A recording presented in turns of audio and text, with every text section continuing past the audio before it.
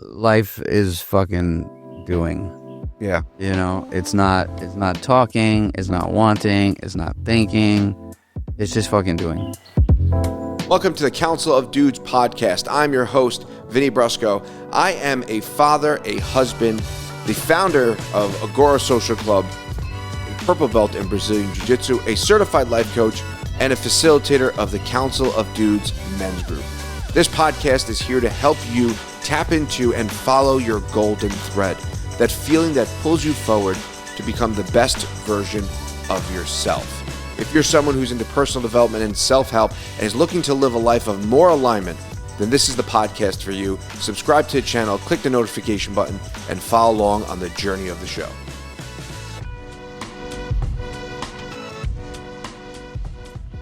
Hey, it's Michael Chernow. This is the Council of Dudes podcast. And here we go. I have no formal introduction. Awesome. We're just go right off the rip. Man, So when we, first of all, thanks for coming. absolutely. I appreciate it. Fired up to be here. Me too. I'm stoked. We did a podcast 3 years ago. We're good? Music still going? There we go. We did a podcast 3 years ago. I don't know if you remember. I do. And at that time, I had no idea how much martial arts was a part of your life. And I listened to you on Rich Roll, and I learned a whole new part of your journey being Muay Thai. Big time. Amazing. So how did you get in, what was the journey into Muay Thai? How did you get, how did it be such a transformable experience? So, I mean, I spent 12, 13 years old through just before my 24th birthday, a complete maniac. And I got deep into, I was just in the grips of addiction. And in the beginning, it was awesome and I had loved it and it was so much fun. And then 18 to 23, 24, it was just super dark. And I had taken it basically as far as you could take it, and I overdosed on heroin in the summer of 2004. And when it happened, I knew I was dying, and I just couldn't believe that I had gone that far. I just couldn't believe it. But I had no idea that there was a way out. I thought I was just locked into this lifestyle. And so I remember leaving that apartment after coming back to life and saying, I'll never do this again. I can never do this again. I'm too good for this. This is insane that I've allowed myself to get to this place.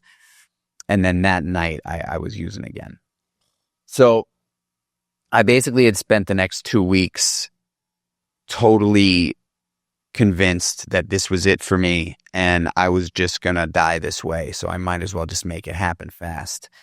And somehow, some way, on August 2nd, 2004, I came to, after a 16-hour,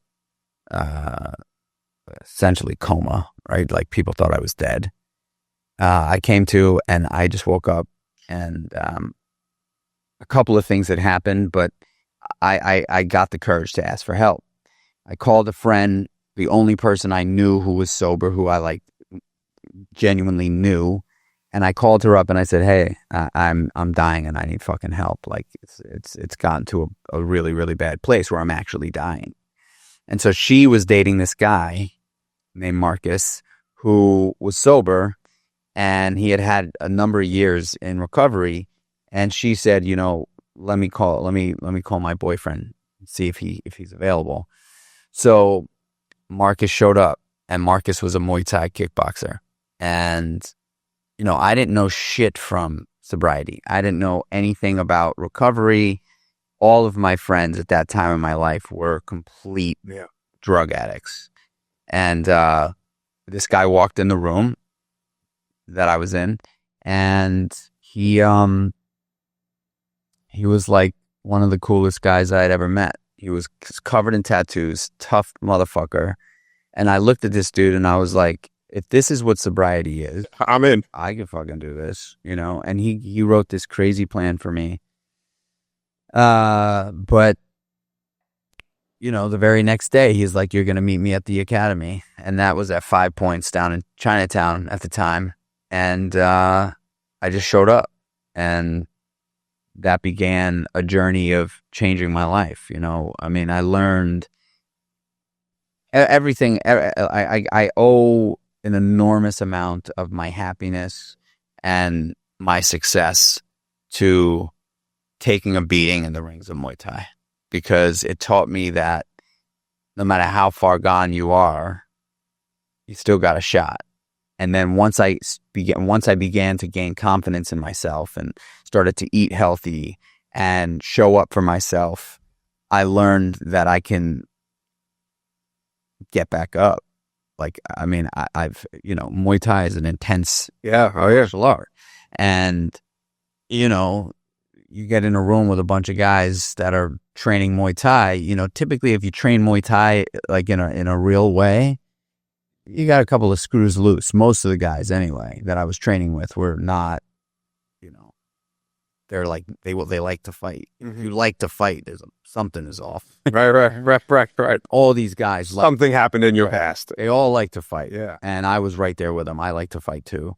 And I learned there about, discipline, consistency, integrity, get back up mentality. And I trained Muay Thai intensely for 12 years. And I went to Thailand. I mean, I did the whole thing, and it really gave me a sense of confidence and courage that I just didn't know existed within me.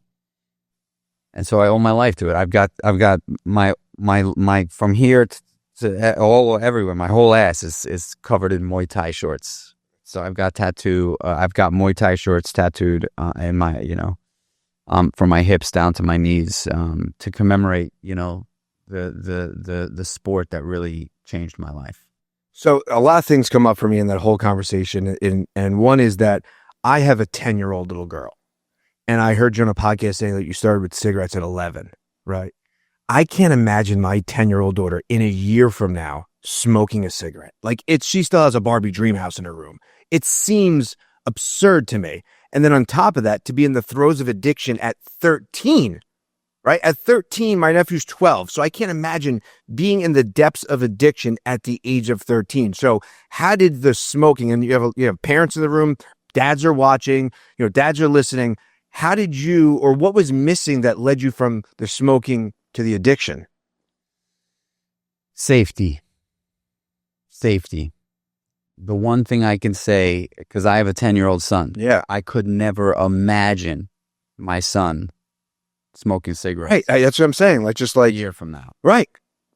What I will say is my childhood was from as early as I can remember, a very unsafe childhood. My home, we lived in a very small apartment. My father was on permanent disability. My mother was a secretary. There wasn't a lot of money, and my father was very, very abusive. And so it was very unsafe for me at home. It felt unsafe. Like, I never wanted to be home. So I slept over at my friends' houses whenever I could. And that was like priority for me. I was like, I remember, I've told this story multiple times, but, I had a friend, this kid, Ross Delafield. He was my best friend from like kindergarten to 4th grade. And I remember going to his apartment for the first time, invited me over for a play date. And they had me stay over for dinner. And they all sat around a table and they ate dinner together. I had never done that in my life with my family. It was like a brand new thing. I was like, oh my God, these people sit around. They don't just like take food. Sitcom. Yeah, it's fucking weird. Yeah. But it felt so good. And I remember very clearly in my mind saying, I have to make Ross's parents like me so that I can be here a lot. And like, I very, very strategically made sure that they liked me. You put yourself in a position for them to come back, Michael. Exactly. Come back anytime. And that's what I did. And then I mimicked that with all of my friends. And so I was never at home. You're a chameleon. Yeah. I never slept at home. I slept at friends' houses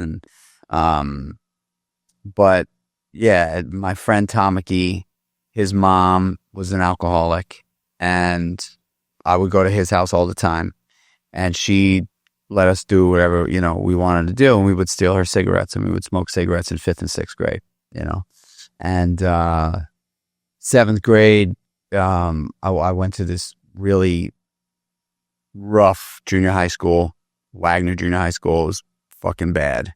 And, I was definitely the kid that, well, not the kid. I was within the group of kids that had come from broken homes, and we all broke night, and we just eventually, by the time I got into high school, freshman year of high school, I wasn't like a bad kid yet. I mean, I was definitely not a good kid, but I wasn't a bad kid. So bad in what regard? Like, because just walking into a house and saying like, this is energetically different, you felt a sense of being complete, I would say, right? Like a sense of, wow, this is how I want to feel. So you felt safe. You had the reference point of being good, right? So how were you bad? Like bad in a social level, or did you feel intrinsically bad? Oh, I didn't feel intrinsically bad. It was more of when a kid doesn't feel safe at home, he's gonna go to the street. In the city. Sure. You know what I mean? Like I think it may be a little bit different in the suburbs or in the rural areas. But in the city, if you're not safe at home, which a lot of kids in the city are not, right? That's why there's a lot of crime in the city. Sure. It's very easy to just go to the street. And I did, and before I knew it, child services was involved in my family because my father was very abusive. And so I was showing up to school with, fucked up shit. When I was 12, my father and I had gotten into a bad one. And probably around 10, 11, I can't even imagine that because I got a 10-year-old at home. I can't even imagine having to think the way I thought at 10, 11 years old.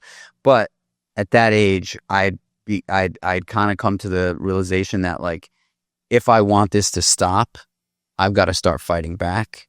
So instead of my dad just like smacking me in the mouth and like, whatever, I was going to hit him back. And so I began doing that. And that's when it got really bad. That's when he and I would get like literally fights, I'm like 11, 12 years old, like fighting my father.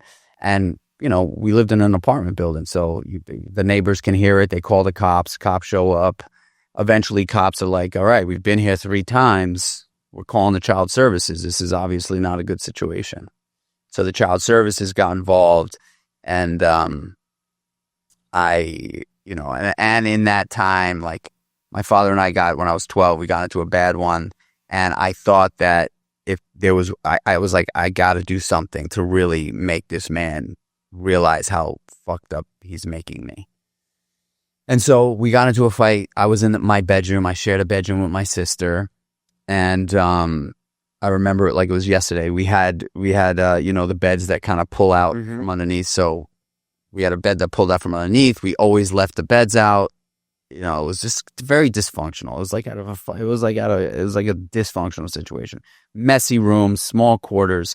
Bed was out. I was standing next to the bed, and I called him into the room, and I had a scissor, and I just fucking sliced my wrists in front of him, thinking not because I wanted to die. I didn't want to die, but I was like, man, if I do this,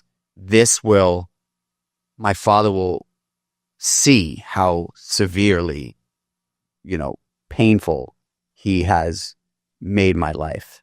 And in my mind, I thought he was going to like hug me and tell me I'm sorry, something like that. And ultimately, he beat the shit out of me. And so the next day, I was, seeing the social worker pretty much every other day at school. The next day I showed up, I had bandages on my wrists, and she was like, what happened? And I told her the story. And so she sent me to Pain Whitney Mental Institution. Child services were made aware of it, and it got really bad at home, and I was very rarely at home. So like that, to answer your question in a very long-winded way, like that is basically what the life of a potential drug addict will look like, right? Like I do believe that I was predisposed with a gene that makes me more susceptible to want to use drugs, and once I do ingest them, it's now proven that like my lipid system is way more sensitive than just a normal person's lipid system based on the gene makeup. But I was drawn to drugs young, and by the time I was at the end of my freshman year in high school, I was selling drugs to my whole entire high school. I was using a lot of drugs, but I was selling a lot of drugs, and it just got out of hand, man. I mean, it very quickly got out of hand, and I was going to raves, and I would leave the city on a Friday afternoon right after school, go to like some rave, and like Friday night I'd sell a bunch of drugs. Like nobody knew where I was. My parents had no control over me, and at 15, child services were like, okay, because now cops were still coming to my house because my father, I was giving it to my dad at that point. Like if he would say something that I didn't like, I was kind of out of my mind. So I would just crack him, and then the cops would show up. And then when child services, came for the final time, they were like, we're putting him in foster care. And I looked at the child service officer and I was like, foster care? Are you fucking nuts? Like, it's like, catch me if you can.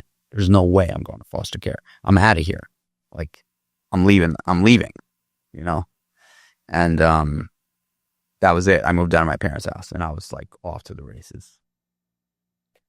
I want to give you a hug. Like that's I really as a father, and as just the emotional roller coaster that must have brought on, right? And then there's the reverse engineering of your dad's life, and what he must have gone through to be in so much pain and to be in such a place where that's how he responds in that moment. It reminded me of I can't think of the name of the movie now. I'm going to draw a blank up. But he talks about how he fell and he wanted his dad to just hug him, and his dad smacked him instead. And he's like, I just wanted you to hug me in that moment. At Boiler Room, that was it. And he said, I just wanted you to hug me in that moment. He's like, his father didn't even know how to react to it because his father wasn't programmed or learn how to respond in a way that was loving. So to sit in that situation as a dad and hear that story, it's like, oh my God. Well, I at this point in my life, straight up and down, I'm grateful for all. Yeah. Of it. I'm grateful for all of it. And my father's been dead a long time, but I've completely made a living amends to my father. I do not have resentment towards him. I believe that my father was an undiagnosed paranoid schizophrenic, bipolar. I can't guarantee it, but I'm almost positive, right? Because being a dad now that doesn't struggle with those kind of mental illnesses, I could never imagine in a billion years, I could never imagine treating my kids like that. I couldn't. It would be. I'd rather swallow a bullet than do that. Yeah, straight up. Like if that. I get it. And so, one thing that I would just say to any parent, I think the number one thing in a household for children is safety. Yeah, it is fucking safety. Yeah, you don't have to coddle your kids. You don't have to do, you should make your kids do chores. Like there should be structure, and there's a lot of structure in our house. There should be rules and regulations, and there should be discipline when things don't go that way, right? When things go, but verbal abuse, physical abuse, like, I don't care what they say, in the 50s and 60s, it was like rights of, you just took a beating from your parent or your father. Like, I just don't, I know what the ramifications of that could be. Yeah. And I don't blame my father for my drug abuse because I chose to use drugs and drink alcohol the way I did. 100%. I take full responsibility and accountability for it. And all the things that I did along that 10, 11 year period of time, a lot of bad things, made a lot of bad decisions. I thought like a criminal. I take full accountability for it. But I don't blame my father and my mother for that. I'm going to come back to that point, but you talked about being in that really dark place, right? When you called your friend. What was that dark place? Like, what is the depths of that darkness feel like? Absolute self-hatred and desperation.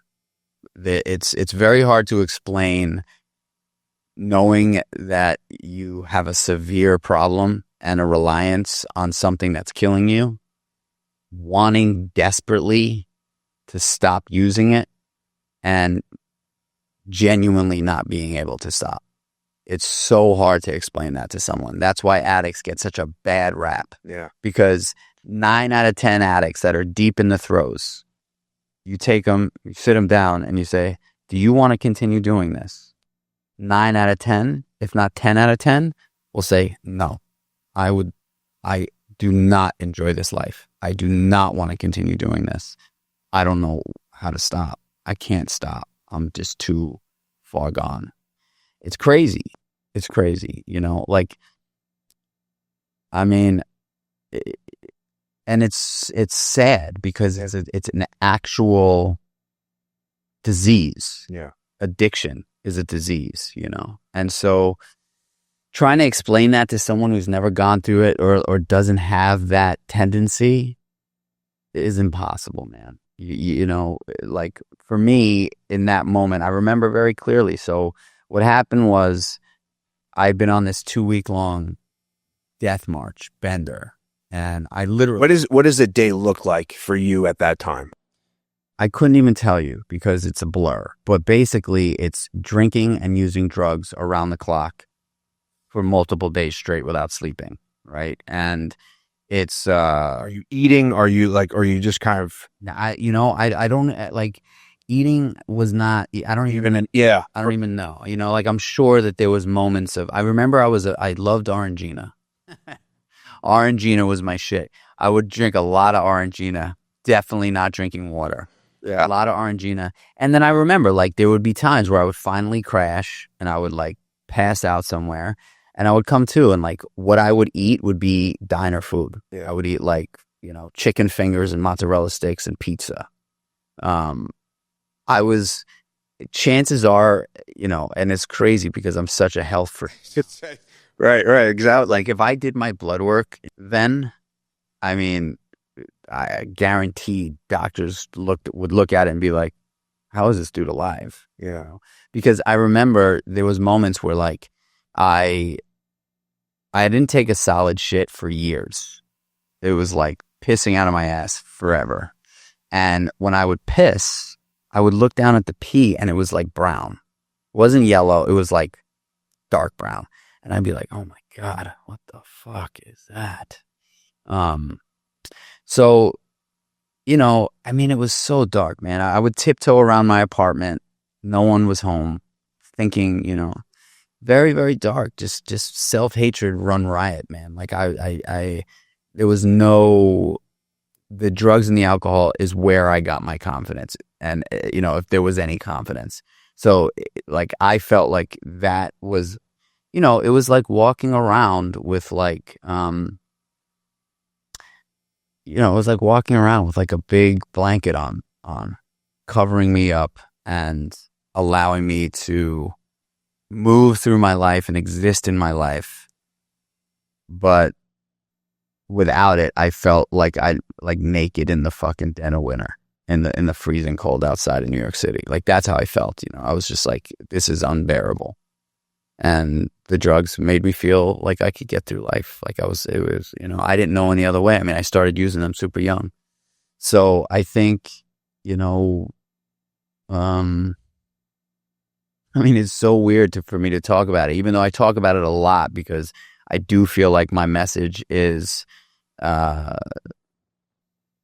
it's never too late to turn the ship, and most people that are in it don't think it's possible for them to live another way. Genuinely. They just don't think that they can conduct or live without their substance. Yeah. And I know 100%, unequivocally, without doubt, I'm a living... Yeah, so you're living proof. I'm living proof that it is 100% possible. And not only is it possible, but it's interesting, right? So I talked about this, like, gene, right? Like, I've got this genetic predisposition for susceptibility to drug use. And but it's not drug use. It's just I found the drug. Right. Like, I found the drug, I found the drink. And so it made me feel better. It made me feel different. Now you strip the drugs and the alcohol from that person, they still have that susceptibility to do something intensely and extremely and with absolute loyalty. Right. If it makes them feel different. Sure. And so you put that person in a loving household, that person is going to really latch onto that and like commit to that family. You put that person in a business scenario, yep. That person is going to be hyper vigilant and focused and committed and dialed in on that business. You put that person, you introduce them to fitness and nutrition and a healthy life, They become you. Yeah, that's what it is. Yeah, you've alchemized it. You've taken the gene and you've literally mutated it to a sense and alchemized it towards something of health and wellness. I believe that fitness and nutrition and mindset work are, I should reframe that. I know that fitness, nutrition, and mindset work are the solution for addiction. It's just that simple. Because fitness and nutrition comes with a community of people that are positive, that are trying to be better. Right. And not only does it come with a community of people, but it's a win that you can control on a daily basis. And so you give someone who never wins, ever, an addict. Addicts never win. They just don't. You know what I mean? Like they think that the fix is the win, but they know that it's the loss. And you give that person an ability to control a win on a daily basis that doesn't cost a lot of money, that like makes them feel good, like within 90 days or 6 months of getting sober, because I was introduced to fitness immediately and eating well immediately, my whole body changed. And I got this confidence. I was like, oh my God, I can't believe this is happening to me. Like I thought I was gonna be in a library with like fucking wackos. Do you think if you were introduced to something other than fitness, you would have had the same outcome? Honestly, no, because fitness. The beauty of fitness is that you can, every single time you do it, you get a little better. Right. Especially martial arts. Yeah. Martial arts will, and you said it, like the confidence it gives you. I started jiu-jitsu 8 years ago. And at 33 or whatever I was, it gave me an immense sense of confidence that I had never felt before. And it wasn't this bravado or this ego of like, look at me, I could choke you out now because I was a fucking white belt. But it just gave me this presence and this confidence about myself of how I just showed up in the world. And you said it before when, you're in the depths of a round or whatever it is, and you want to tap, or you feel like, it reminds me of that scene in with Jon Snow, and he's just completely smothered, and all you need is like that little tiny glimmer of air or that little bit of light, and you just breathe it in and you see it and you're like, okay, I could take my next breath. I don't have to tap in this very moment. And that's all you need. If you could have that little glimmer of hope, that's all you need to kind of latch yourself onto to pull you out of a bad position, whether that be an actual bad position with drugs and alcohol, whatever it is, or a bad position on a mat. Having that experience of being like, okay, now you could use that and apply it to the next thing and apply it to the next thing. And all you need is that little glimmer of hope. And you said it, asking for help, reaching out, finding the people around you that want to support that and build community. Well, the other thing that I think is so powerful with martial arts, especially like a martial art like Muay Thai or boxing, jiu-jitsu is a little bit different because I think jiu-jitsu it's very humbling, obviously. Right. But it's so much more of a strategy and technique game. Yep. Right? Like you can really, it doesn't matter how big your opponent is, because if you have the technique, you understand weight distribution, and you can move around somebody very quickly, and you can make them push a certain way, and you can feel that weight, and then Love you it. get You're just talking about getting excited. yeah. It's like the setup for the setup for the setup. You're strategy. Yeah, exactly. You're doing something here to lead them 9 steps down the road to get them where you want them. Right. The difference between that and Muay Thai is it's very similar to, like, you set people up, you kind of throw jabs out there, you make them think you're going to go there, and you go there. But but in jiu-jitsu, you don't get hit in the mug and like fall out. In Muay Thai, you get kicked in the leg hard and you can't use the leg. Right. You're fucked, right? Like, you get punched in the face in the right spot in Muay Thai, your chances are you're seeing stars a little bit, right? So what Muay Thai taught me was that failing is not the end. Because I could fall down on the mat and I can get right back up and stay in the fight. You know what I'm saying? Yeah. And even if I'm done, I got 30 seconds to a minute to make it to the next round. Yeah. You know? Yeah. Like, it taught me that you only fail in life when you walk out of the ring and you throw in the towel. Like, I learned so much about getting back up no matter what in Muay Thai. I learned that, like, I could get the shit kicked out of me. I knew every time that I would go into spar with a guy that was 6 foot that had similar technique to me, there was no way I was going to win unless I did one very specific thing. Made him miss and was able to get underneath him and just go absolute ham on his legs and his core. That was the only way I was going to win, because his arms were longer than mine. Yeah. His legs were longer than mine. And so I just knew, okay, Mike, this is going to be, you're going to get got here. No doubt. This guy is as good, or if not better than you. And he's got longer arms than you. So you've got to figure out how to make him miss, most likely take a hit, and then get inside. And, like, that's been the metaphor for my life.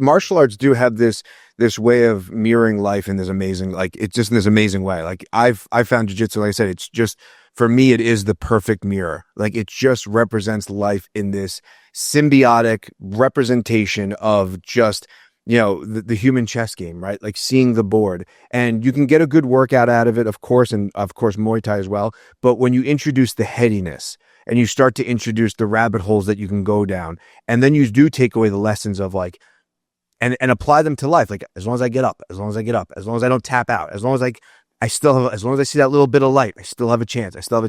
And then you apply those to your life, life opens up a bit. Like, the game of life, you start to see it in a different way. You start to see the pieces on the board differently. And then you could strategize and move, and the way you interact with people, you start to gauge them energetically in a totally different way. There's also this component that I think is kind of I don't train Muay Thai anymore. I kick the pads and the bag every once in a while, but I don't train Muay Thai anymore. Some of the greatest learnings of my life came from Muay Thai, specifically this get back up mentality, right? Like, just, as long as you get back up, they hated it. All of them hated it, because I never backed down. I just always just came back. Just fuck it.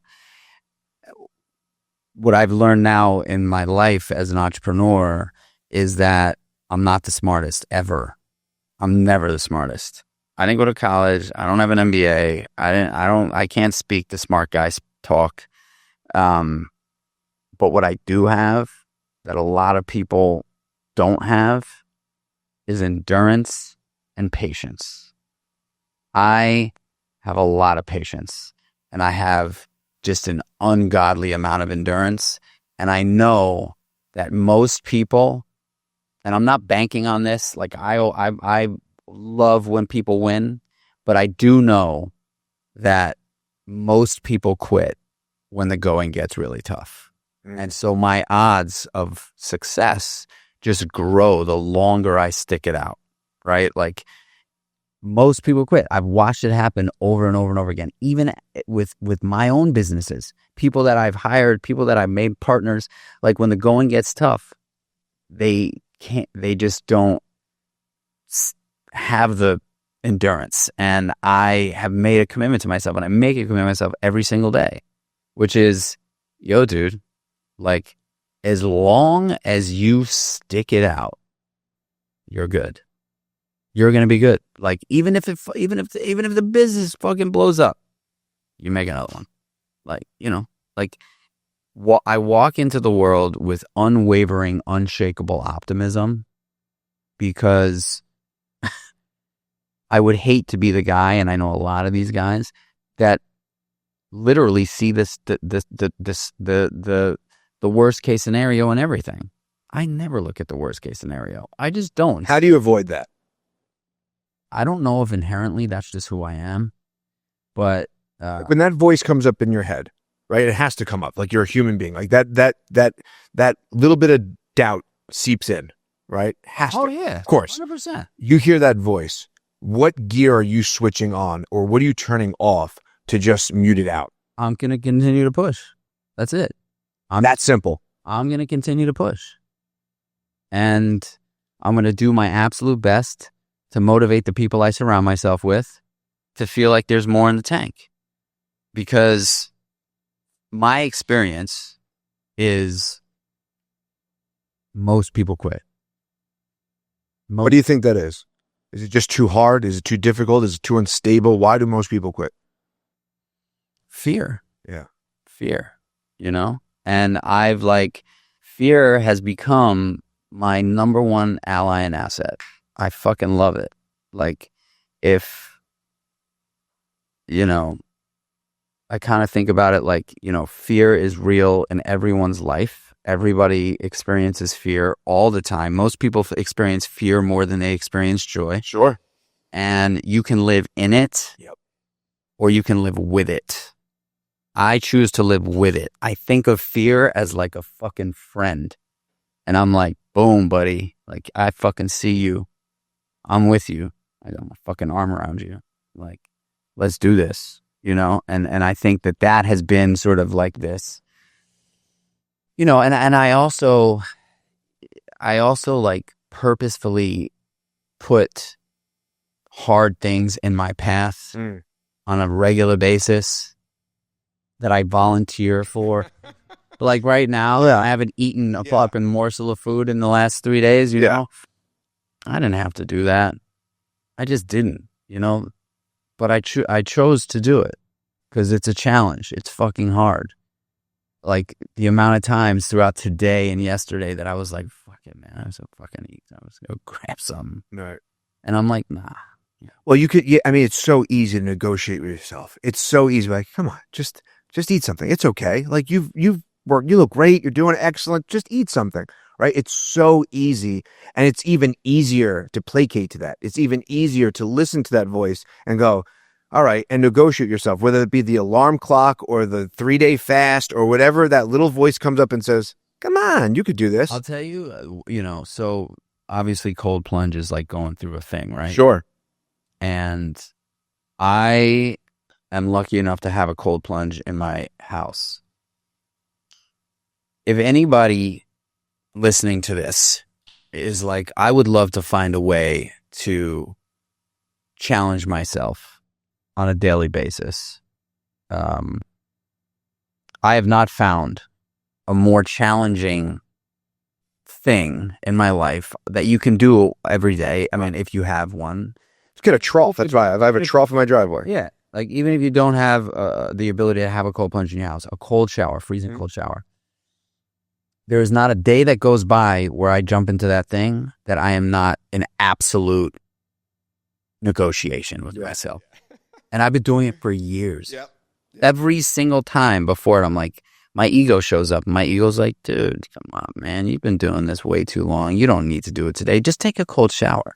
Don't you don't have to go into the water. Just, you're all good. Like, it's okay. You don't have to do it again. You've done it already. Done it. You proved yourself. Yeah, you're good. And then I challenged the fear, and I'm like, fuck you. I'm going in. And that has been like a very good practice for me to just prep myself for whatever life wants to throw my way. Life throws shit my way, like all you guys. Life throws curveballs constantly. It's like, that is life. That is life. Exactly right. That is life. And so the more you condition yourself to just, like, it's not a conversation, it's not a negotiation. It's like there might be a negotiation, but it's a non-negotiable for me to just push. I just push. And, like I said, man, like, I'm not a unique person. We all know that we have a choice. And for people that ask me, what's the first thing I should do if I want to be an entrepreneur? I get that question a lot. Like, how should I start? And my answer to them is, grab your balls and fucking do what you're talking about wanting to do. I think most people want to be an entrepreneur, but they don't know what they actually want to be doing as an entrepreneur. Right? I think that there's this glamorized, especially now in social media, there's this glamorized lifestyle that is being an entrepreneur. And yes, there's the flexibility and the freedom and all those things, but there is a lot of things that get thrown your way. And I think a lot of people show up and go, well, I want to be an entrepreneur. But you don't know what it actually means. You don't know what it actually looks like. And you don't even know where to apply that intrinsic feeling to, right? So it's important to kind of dial in, I call it following the golden thread, but finding that thing that you're like, oh, that's it. Like, it's that. And to me, it's only shown up in feeling. Like, I can't say it's doing a podcast or having a men's social club, because those are expressions of the same feeling. And all I know is I'm going after that feeling. Wherever it takes me, wherever it leads me, that's my rabbit. And that's what I'm following. And I don't know where it ends up going, but I know as long as I'm in alignment with that feeling, I'm good. And everything outside of that gets very noisy very quickly. I think if I had to, like, boil down what true entrepreneur is, I think characteristically, you're a hunter. And I could say I'm actually a hunter. Do you use a bow? Not yet. No, I'm still on a rifle. Yeah, I have a bow. What kind of bow do you have? I have a Hoyt. Oh, me too. Yeah. What are you pulling, 70? Yeah. Yeah. But I've always had this inclination to want to hunt. Yeah. I love this. I'm a discovery junkie. I'm a curious person. Yep, I get it. So I think characteristically that's kind of got to be part of your DNA. Like, you got to be kind of curious. And what I've learned over the last 15 years at being an entrepreneur is that, like, I will very happily and shamelessly say I don't know the answers to a lot of questions. However, I am very good at getting the questions answered. So I might not be able to give you the answer right away, but you bet your fucking ass that I'm going to get the answer to the question. And I think that is really what makes a strong entrepreneur, the person that is going to relentlessly find the answers. And that means asking for a lot of help, surrounding yourself with the right resources, networking with the right people, really, really focusing on relationship development. So for me, I think my kind of superpower is human connection. Sure. Really developing relationships. It comes naturally to me. It is something that I've been very good at.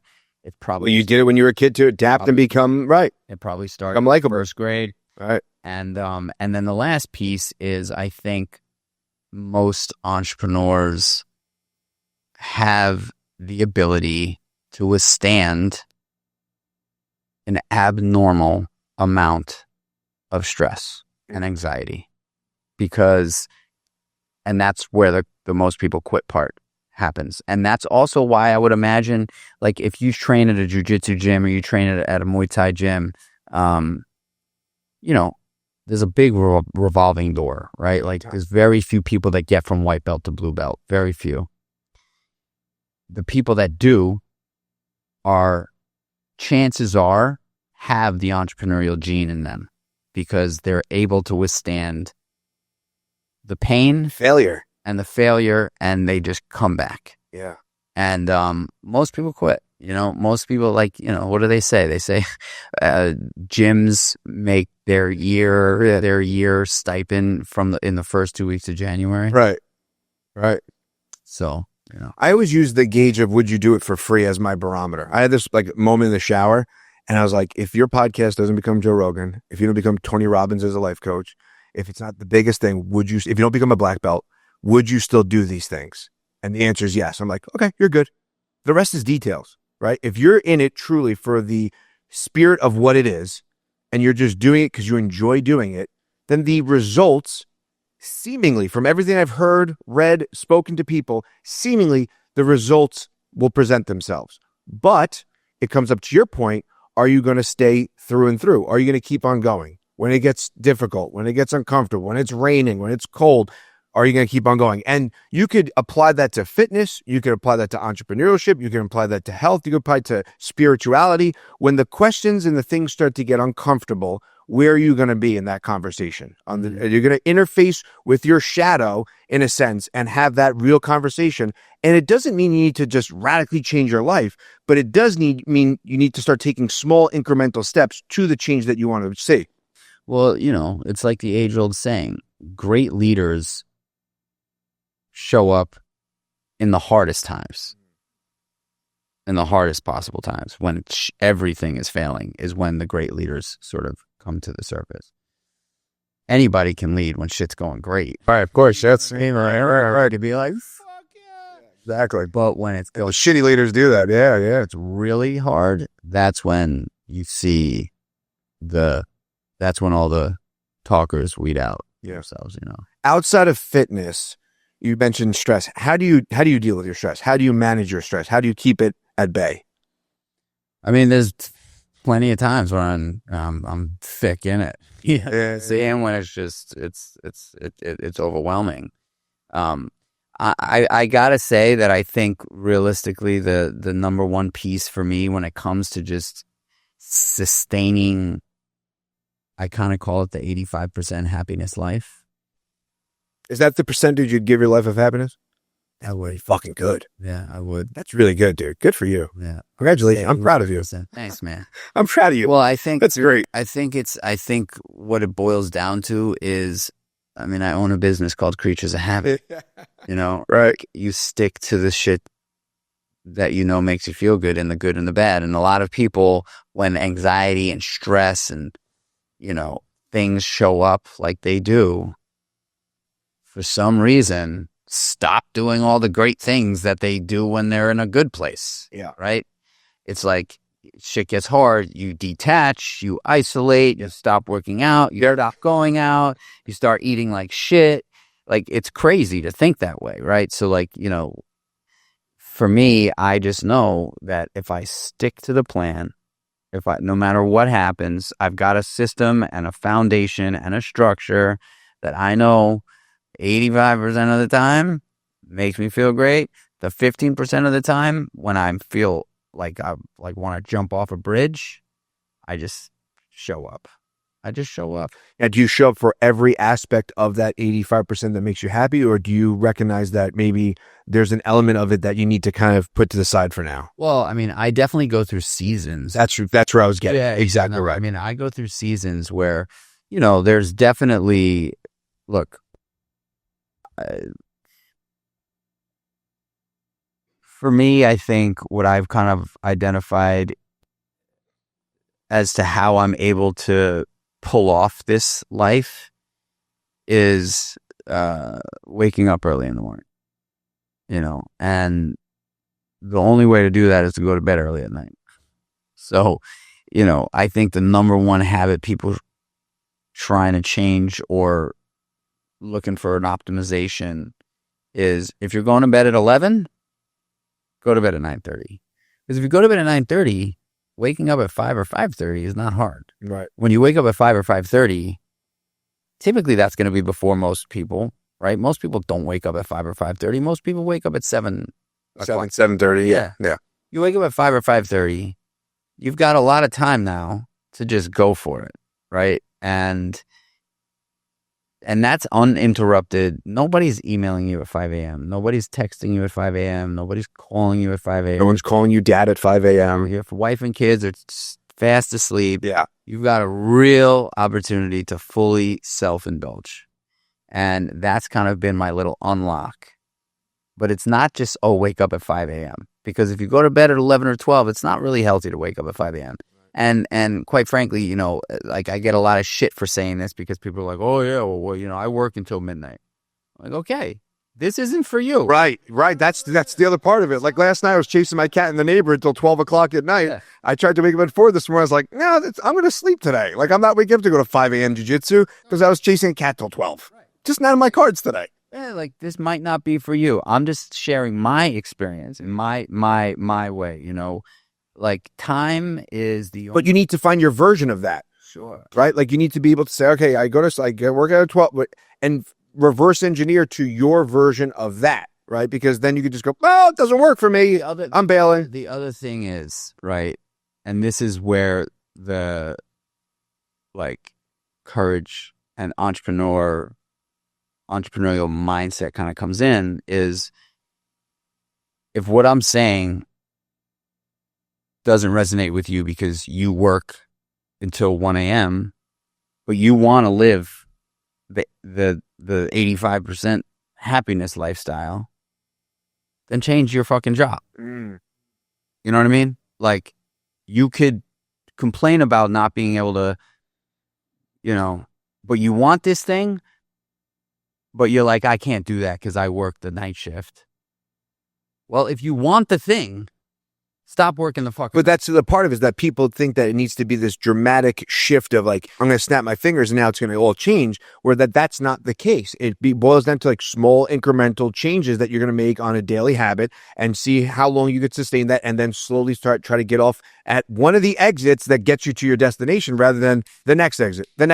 It might be 10 down the road, and if you stay on the highway long enough, you could play the game and get off at the right exit. But if you think it's going to be the next thing, well, no, that's it. Can't do it because I work till 12 o'clock. I'm fucked. Well, then you're on the wrong fucking highway. You know how many people I have influenced in the restaurant business that have shot me DMs or seen me in the street and been like, dude, man, like I stopped working in restaurants because I've listened to what you've said about your mornings and I just didn't want to live this lifestyle anymore. And I'm like, fucking congratulations. Yeah, I get that. Because look, we're in our jobs. Maybe it's comfortable for us. Maybe we're used to it, great.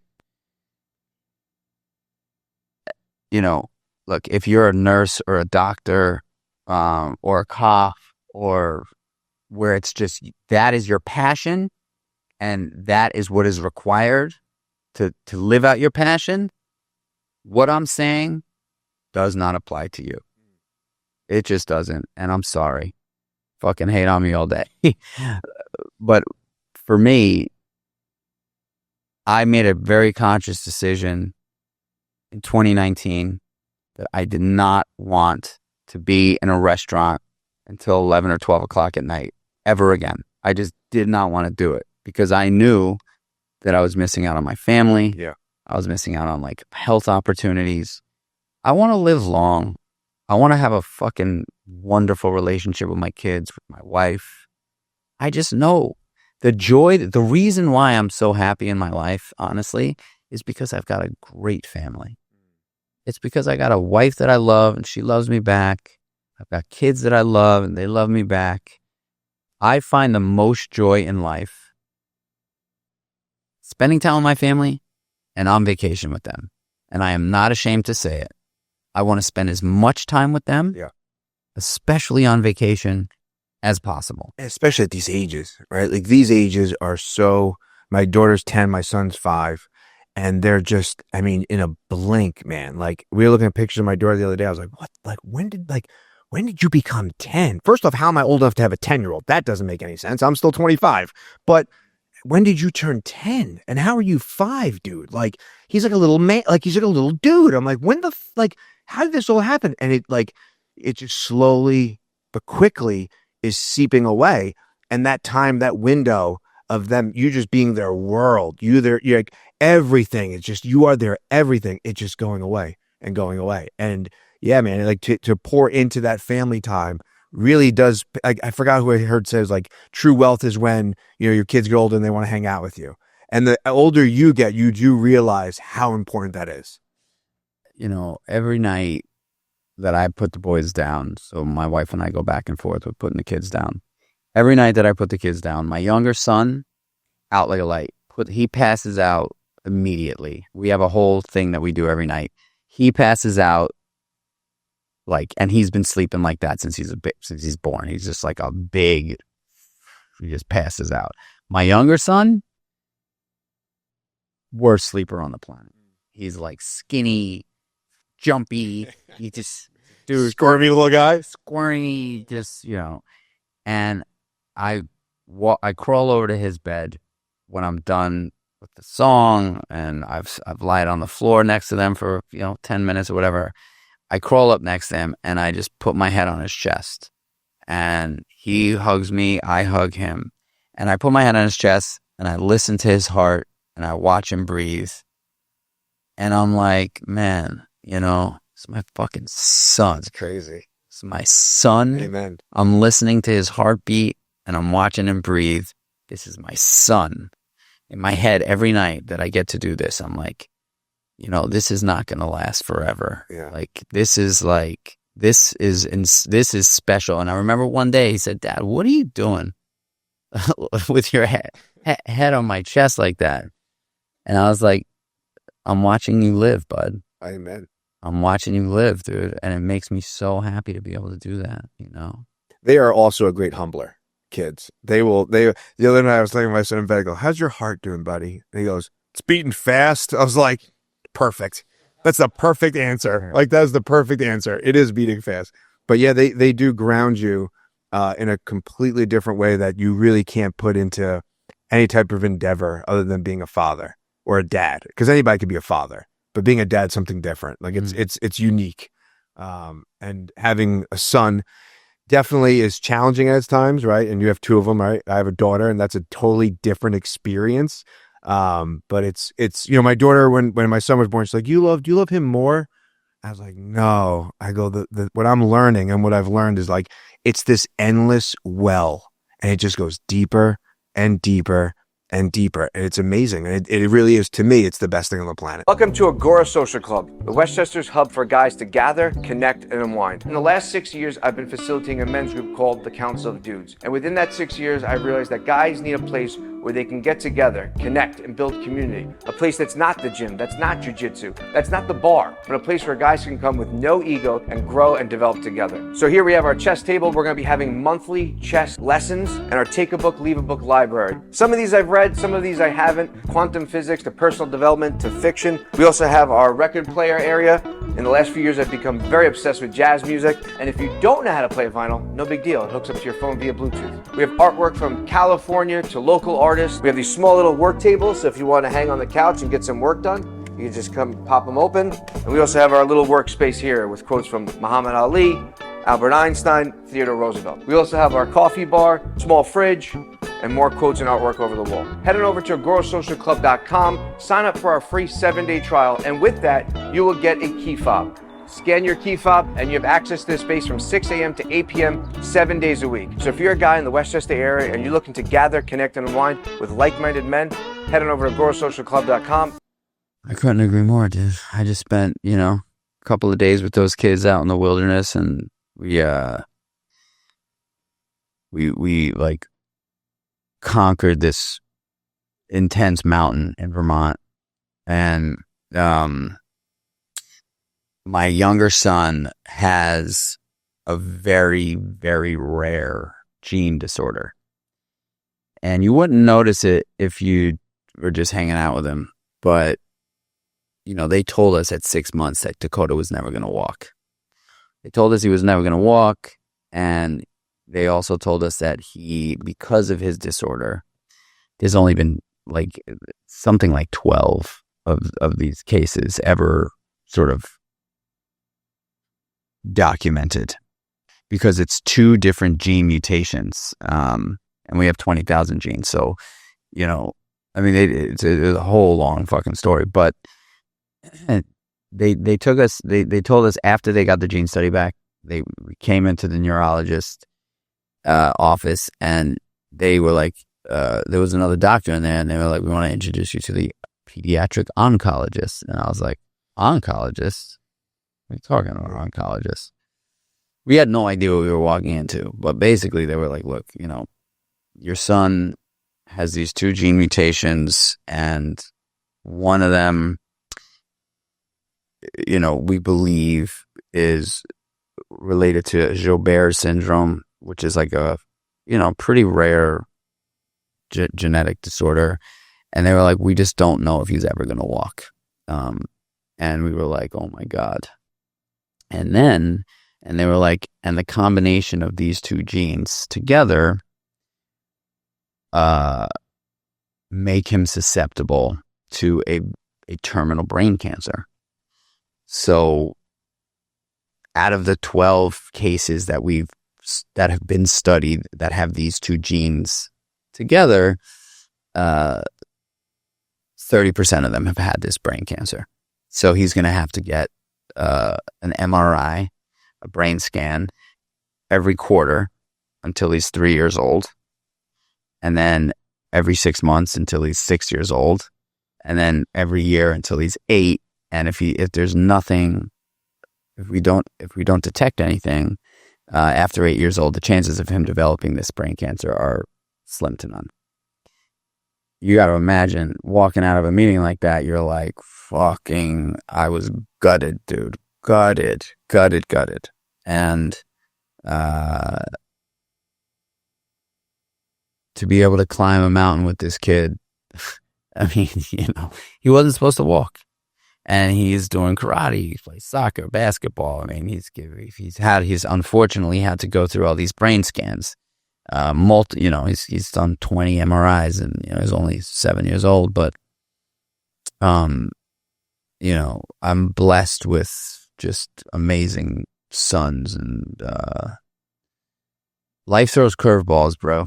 Yeah. And like, I really do believe in conditioning yourself to be able to, when those things happen, you can't ever prep for something like that. But if you don't put challenges in front of in your path strategically and intentionally, when those things happen, your brain and your mind, your body, and your soul are just not conditioned to be able to somehow, some way manage it. Most people would fall into depression or whatever, hearing that kind of news. So I am a big advocate of putting hard shit in your path. Yeah. So when something like that happens, what is your relationship with, I'm sure, a higher power, whatever you want to call it? I've now at the point where I'm comfortable calling it God. So what's your relationship with that? How's that shift? What was it before? What is it? I mean, are you just, again, something like that, you get news like that, you have to kind of relinquish your ability to have any control over life, seemingly, and give over whatever control you perceive to have and just let go to whatever you believe in. I mean, I can't tell you that, hearing kind of news like that is catastrophic. Yeah. Right. So I think, I definitely leaned on God heavy in that period of time. But what I really did was I just like hopped into action immediately. Yeah. I hopped into action immediately. Got on, early intervention, got people at the house, work with him, and slowly, like, we just started to see development. I mean, he didn't start walking until he was like 2 and change. And when he started walking, it was very, very wobbly. I mean, he didn't develop muscle, for a while. It's very, very, but the fact that like, I just fucking took action, I think. And I think what conditioning myself in fitness, in nutrition, in deep connection with higher power, God, whatever you want to call it, like it has positioned me to, when things go down, you got to take action. Yeah. You can't, I mean, like I said earlier, right? Like when things go, when bad things happen and a lot of people stop doing the things that are going to potentially propel them through it and start doing the things that are going to continue to pile on to the problem. Yeah. Into the growth even further. Yeah, so I feel like taking action is the name of the game when things like that happen, and whatever that means for you. For me, it's staying consistent with my structure and going deeper on prayer. Really, really leaning on God to just be like, God, I rarely ask for shit, rarely, but in this case, I'm begging, like, please shine some light on this situation, because I'm going to continue doing what I know is going to help me personally. But man, if you got if you squeeze a lemon for this one, please do. Yeah. When it comes to your kids, you'll forget it. I want to go back to one thing, and that was the recognizing of the seasons of life that you're in, because I think that you can get caught up in, especially with social media, you can get caught up in this idea of a morning routine, right? We see it all the time. There's a million videos on it. And there is something energetically different to that morning when you're up at 4:30, 5 o'clock. There's an energy that's different. The cosmos and all that stuff that aligns. I remember when I was in my good season of life, when I was up at 4 and running and sauna and cold plunge, and I would be done with all that, and my wife would get up and I'd be like, I'm ready to go. Like it's now, whether it be, this is your 8 o'clock, right? I'm so ahead of you of the day, and you do feel so accomplished. But how do you adjust when things do get off kilter with the season? Like, obviously you did the bodybuilding, you were in doing the CrossFit thing for a while. So like, how do you recognize, like, all right, it's kind of time to shift the season, it's changing, but I have to adapt to this? Yeah. And I want to say, like, I love being able to red light, meditate, sauna, read, write, cold. Put a banana peel in your face, right, whatever it is. I love that shit. But there's moments like right now, for instance, I have a set of non-negotiables. I believe having a morning routine is very important. I don't think it needs to be a 17-step morning routine. Right. If you can do it, awesome. And even if you can do it and you don't do it all the time, great. For me, non-negotiables are wake up in the morning as early as possible, right? Yeah, but I think adding that little asterisk, as early as possible, makes a big difference, because it alleviates the pressure of like, I gotta be up at 4. Well, I'm not going to wake up at 5 o'clock in the morning if I go to bed at 11 or 12. You're chasing a cat till 12. I'm not gonna I'm not gonna like fuck up my whole day to be able to feel like, oh God, you woke up at 5. There's an ego attached to that. It's like, I woke up at 5. Look at me. 100%. Yeah. So if I go to bed at 9:30, which is typically what I do, I wake up at 5:15. And my non-negotiable, this is when I travel, this is no matter what. I wake up in the morning and I make my way downstairs. I drink a big fucking 30-ounce thing of water. I put typically electrolytes in it. I put some supplements in it. It's kind of like my morning cocktail. I go into the bathroom. I take a piss. I have a whole skincare routine that I do that I love, I'm going to have to pick your brain that, because I think I need one. I love my skincare routine, man. Yeah, all right. It's so funny. Talk after. I love the skincare routine. I take my time with it. I fucking wash my face. I put the creams on, the serums on. I do a skincare routine. I brush my teeth. I got a whole oral care routine now. I brush my teeth. I tongue scrape. I fucking floss. I have this oral wash that I put in. I found out a lot about oral hygiene, that it's like directly connected to all chronic illness. if you have bad oral hygiene. So like the gateway. Yeah, it makes sense. It really makes sense. The Yeah. gut microbiome is the mouth, right? So I do that, and then I immediately drop on my knees and I pray. And I've got a 4 to 6 minute prayer practice that I do every morning. I've been saying the same prayer for many, many years. The majority, the bulk and brunt of my prayer is praying for other people. And I think what that does for me is it's almost like a gratitude list, you know?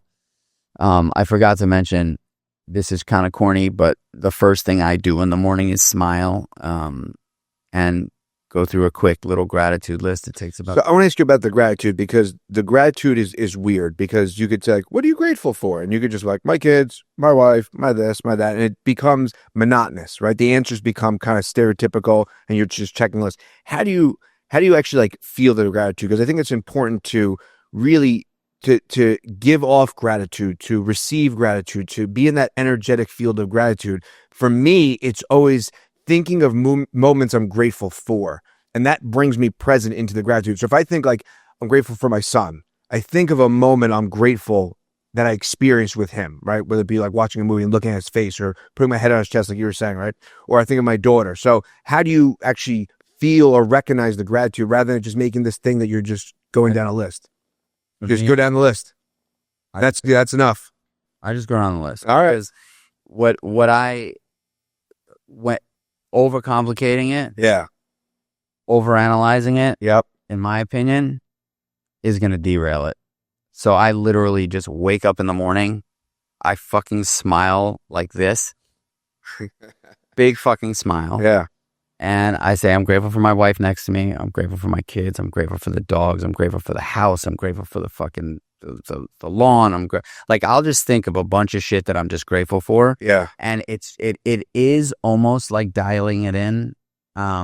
See, I need the experiential. I need to like feel it. Like I need to like really like sink my teeth into the moment so I could really feel it. I kind of utilize that style of gratitude for later on in the day.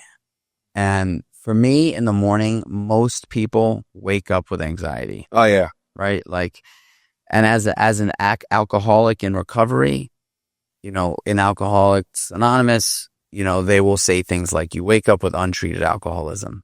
Right. What that means is you wake up with anxiety. A lot of people wake up worried about what the day's going to do, right? A lot of the stress in the day, like you kind of wake up with that like intensity. Go to bed with anxiety, wake up with anxiety. It's all levels through the roof, like, you know. So I really just try to combat that right out the gate. It takes 30 seconds. It feels awkward. It's not comfortable, but it is what I do in the morning. So anyway, I get down on my knees. I pray for a lot of people. It forces me to say the names in my head. Sometimes I even pray out loud, but it'll force me to say the names of people that I really, really love. And I also pray for people that I struggle with. You know, my grandmother was a very spiritual person. And early in my life, from as early as I can remember, she was a Buddhist, interestingly, a Sicilian Buddhist. And she would teach my sister and I the Buddhist chants. But one thing that she always used to say to me, because I struggled, and she was my father's mother, and she was always she was the opposite of my father. As I say, opposite. And she was always pretty, she I wouldn't say she felt guilty about my father's actions towards me, but she was always there for me. She never took my father's side. And she always used to say something to me, which I now have tattooed on my arm, but she would say, your mantra is bless you, change me. Because she would say, Mike, the chances of you changing somebody are slim. You can change. right. The chances of you changing someone are slim. So I have bless you, change me tattooed here because she's right. If I'm struggling with someone, the chances of me changing them, not strong or high. I can change the way I perceive them. So in my prayers every morning, I pray for the people that I'm struggling with. I say, God, please put light and love in this person's life today. And I got a long list of people that I fucking say that about. And what it does is it forces me to say their name, think about that person in a positive light. Most of the time when we're battling with someone, when we're resentful towards someone, anytime their name comes up, it's negative. It's visceral. Feels bad. Yeah. You know? And I learned this really through my first business partnership. It got ugly between my partner and I in the meatball shop. And man, like every time I had an opportunity to say something bad about him, I did. And someone said to me, you know, every time you say something bad about that person, your resentment gets deeper and deeper and deeper. I never thought about it that way. And that person was like, start saying nice things about that person and watch what happens. Just start saying, if you don't have anything nice to say, don't ever say their name. Classic, right? Classic. And so that's when I really started to put people in my prayers that I was battling with, that I was struggling with, because it gave me an opportunity to think about them in a positive way. God, please bring light and love to this person's life today, you know? And so that's my prayer. And then right after I pray, I do 50 or 60 push-ups. Right after I do 50 or 60 push-ups, I do a stretch practice. It's down dog, up dog, 5 rounds, couple of breaths in each position. Cat, cow, 5 rounds, couple of breaths in each position. I get up and I start my fucking day. And like that for me is a strong enough morning routine, strong enough structure where I'm taking care of myself. I've done a few things that have really sort of like essentially like padded the morning. And if that's all I can do, I'm good. And there's definitely seasons in my life where like, that's all I do. That's all I do. And then there's other seasons in my life where like, I'll do that whole shit. And then I'll go sit in front of the red light for 20 minutes and meditate. And then I'll walk over to the sauna and I'll sit in there and I'll read a great book. And then right when I'm done with the sauna, I'll go into the cold plunge and I'll sit in there for 5 minutes. And when I'm done with the cold plunge, I'll go stand in front of the mirror and fucking tell myself, you're fucking cool, dude, man. You like you got a good life, bro. Everything's good. You're going to kill it today. And then I go inside and, you know, my kids are just getting up and I'm like fucking RoboCop. Yeah, you're like a different human being. Mm-hmm. Those morning routines, when you tap into them and you get a good stream of them, a good flow of them, like you are a different human being. You show up differently. And again, right now my season's like, all right, I'm going to jiu-jitsu at 5 a.m. 2 or 3 days a week, right? That's just what I want to be doing. That's what works for me. And you know, it's getting the hard thing out of the way early, right? The rest of the day, no one's trying to kill me. No one's trying to choke me for the remainder of my day. So the rest of my day is going to be pretty much easier than that hour and 15 minutes that I'm at jiu-jitsu. So if you can get that hard thing out of the way, and sometimes that hard thing is just like the negotiation, like getting over that internal dialogue of like, again, waking up with the anxiety. But if you could shift it a little bit, small incremental steps, it makes a big difference. And you're able to attack your day rather than be on your heels and just be on the defense all day long. And then you go to bed that way, then you wake up that way. And it's a cycle and it just repeats itself over and over again. I mean, look, I think consistency, you know, there's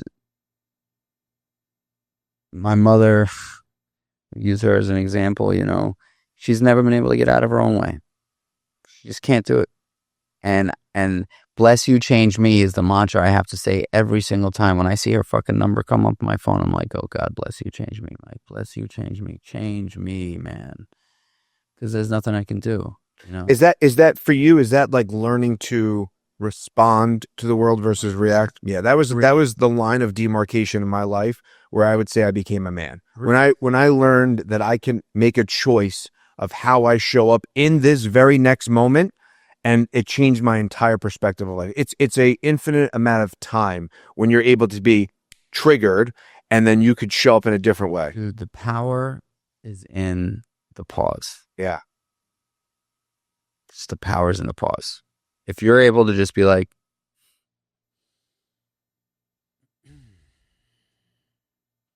okay, Mom.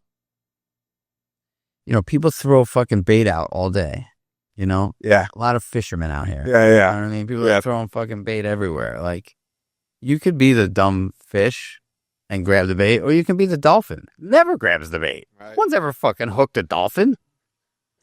Right. No one ever ever fucking hooked a dolphin? That's going to be the name of this podcast. By the way. No one's ever hooked a dolphin. You're Michael Chernow. I've never heard of anybody hooking a dolphin. Right. They're swimming with the sharks. The sharks are like, "Cow." Yeah. The dolphins are like, "Nah." Yeah. You know? Pause. Let's fucking see. Is that a fucking hook in that piece of fucking mackerel? Well, you know what I'm saying? Like, don't take the bait, you know? I have to remind myself of that. Like, a lot of people love the drama. They love the, you know.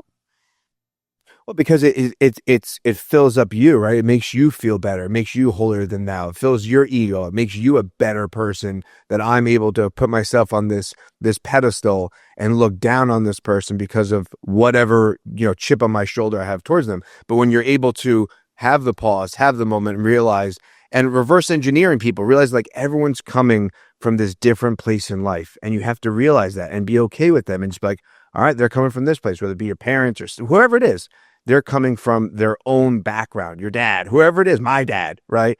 And sitting in that space and be like, all right, like it's not their fault, but I have to just accept them for the life and the journey that they've been on. Mm-hmm. And that's a tough thing to swallow for a lot of people. Totally. I do want to throw it out to these guys for a little bit of time. If anyone has any questions, there's a microphone right there. So if you guys want to chime in any way, shape, or form, contribute to the conversation. This is the Council of Dudes podcast, so no better way than having an actual council here. So if anyone wants to grab the mic and kind of jump in with a question or a thought or something that kind of provoked you in a way, feel free to jump in. I'm looking around. Yeah, Sean, grab that mic, throw it on. There's a little switch there on the side there. What up, Mike? I asked Dave this morning. I'm curious because we're talking a lot about like death and tragedy and things that have happened. What's your thoughts on your own death? Do you think about it? What does that look like for you? Great question. You know, I actually don't ever think about death. My number one fear is my health. So I think I get real fucked up. Like if there's one thing that fucks me up in life is if I think there's something wrong with me, health wise. You know, I feel I've got a bump or 2017, I had undiagnosed Lyme disease. No one could figure out what was wrong with me. So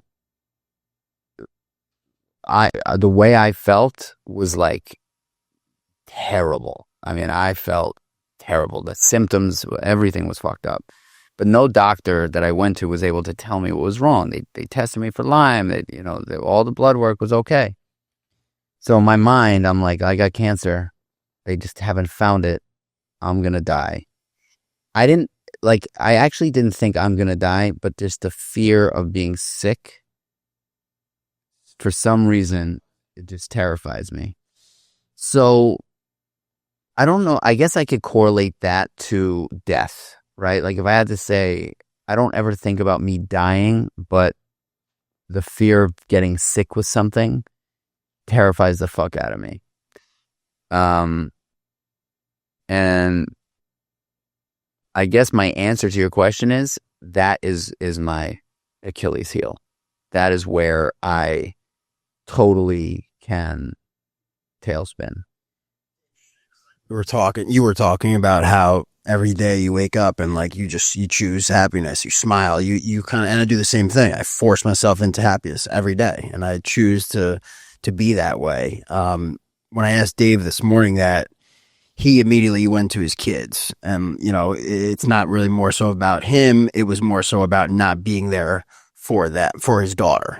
I look at it, I don't have kids yet, as if I don't live up to the person I'm supposed to be in my life, that I think I can be, at that end of the road, that for me is the most fearful thing, with death, I guess, when I think about my own mortality. Yeah, I mean, I have actually never thought about, I can honestly say that I've never really sat down and thought about what it would look like, what death would look like for me. It's an interesting reflection. I think about it all the time. Yeah. I think about my funeral, my eulogy. I think about leaving. I mean, I have memento mori tattooed on my wrist. I think about death all the time because for me, it's like the ultimate unknown. So if I can have a better relationship with the idea of the unknown, then I'll have a better relationship with my own. Do I want to die? No, but I'll have a better relationship with my own mortality.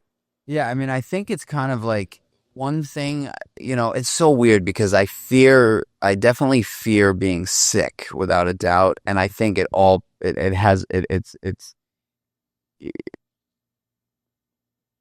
like, I don't know how I would describe what it is, but because I do think it has something to do with like my mental illness, addiction, alcoholism. Yeah. I think that being scared of being sick is something that has to do with that, like almost in an obsessive way. If I feel like something's wrong with me, I kind of like go in on it. Hence why you're not eating for a couple of days. Yeah, okay. But I don't fear death because I just don't think of it. Got it. Like I know I'm going to die. Yeah. We all are going to die. But similarly to like when I was like when it comes to business, people have asked me like, hey, like, are you scared? If I'm going to launch a new business, are you scared to do the business, to like launch it? And I could honestly say, and I don't know if it's because I have like a weird block for fear that way, but like not scared at all. Like not in the slightest. Like full, no chance we're going to lose kind of. I think and you like just getting to know you a little more this last year. So like, you're just like always optimistic about things. Right. And so I think similarly, like to you, I look at it as like, there's certain people that look at fear or failure or death. And it's like, you're so focused on death or fear or failure that you're forgetting to live. Yeah, well, like, look, at the end of the day, right? Like I said very clearly in the beginning of the podcast that I never see the worst case scenario ever, ever, ever. Death is the You actually did when you realized that you were on this stretch of basically dying. So you've seen death and you've experienced it in this way that you have a real relationship with saying like, I'm going to die. You called your friend and said, I'm going to die. So you do have this relationship and this knowledge of that experience. But I believe because you've been in such a deep hole of it and that experience is so real to you. For most people walking around, they don't have that experience of saying, I'm going to die. Like we all know we're going to, but we don't have an actual moment where we could say, I'm going to die if I don't change. You have a real tangible experience that you could say, I was going to die. So now you have no other choice other than live. So you do have the most real experience with death than most people. Right, but what I mean is that like death is the ultimate worst case scenario. Yes. One would imagine. It's like, or it's the best case scenario. We don't know yet. Truth. All right. Ram Dass said death is like loosening a tight shoe. I think you're talking about his Lyme disease before. Yeah. I was like, oh shit, I'm slow. I'm a Lyme disease person too. I had it twice. Well, I've had tick bites twice and I have Lyme disease. So, Jay, you got a question? Good. Mike, I've listened to your story many times and I relate a lot. I started at a young age. I owned a restaurant, but I don't have a fear of death either. And I've gone down many times. And I think there's something about experiencing that and getting that close to it that almost kind of takes it away a little bit. Maybe. And it could be a little craziness and could be the addiction, but I don't know. I just really relate to everything, including that doesn't really freak me out that much. I've touched it a few times. Yeah, like I don't, I think if I was facing it right now, like if somebody was like, you're going to die tomorrow, I'd be like, Oh, yeah. But I don't think about it a lot. But yeah, no, I never, ever, legitimately, I don't think I've ever sat down and thought about dying. Yeah. Again, it could come in the form of the fear of being sick and getting cancer. Right. It just manifests in a different way. Yeah. But that never, for me, that's not like, oh, I'm going to die. It's like, I'm not going to be with my wife and kids, or there's a chance that, or I'm going to be a burden to my wife and kids. Like it's not like, oh man. That's not death itself. That's the byproduct of death. Or the byproduct of being sick. Or sick. Right. For Exactly. me, it's more about the sickness than it is. Have you ever gone to a sensory deprivation tank? I have not. Okay. But I will tell you something. I haven't had these feelings in a long time, and I did do something called Psych K. Have you heard of that? Yeah. So I did Psych K around a few different traumas in my life, Yeah. and that shit fucking works. Really? Fuck, that shit works. Psych K? Yeah. It works like crazy. It's a very, very... I had a woman on my podcast who's a Psych K practitioner, and she was telling me about it on the podcast, and it's basically this, it's a somatic therapy, and you stand up and you like...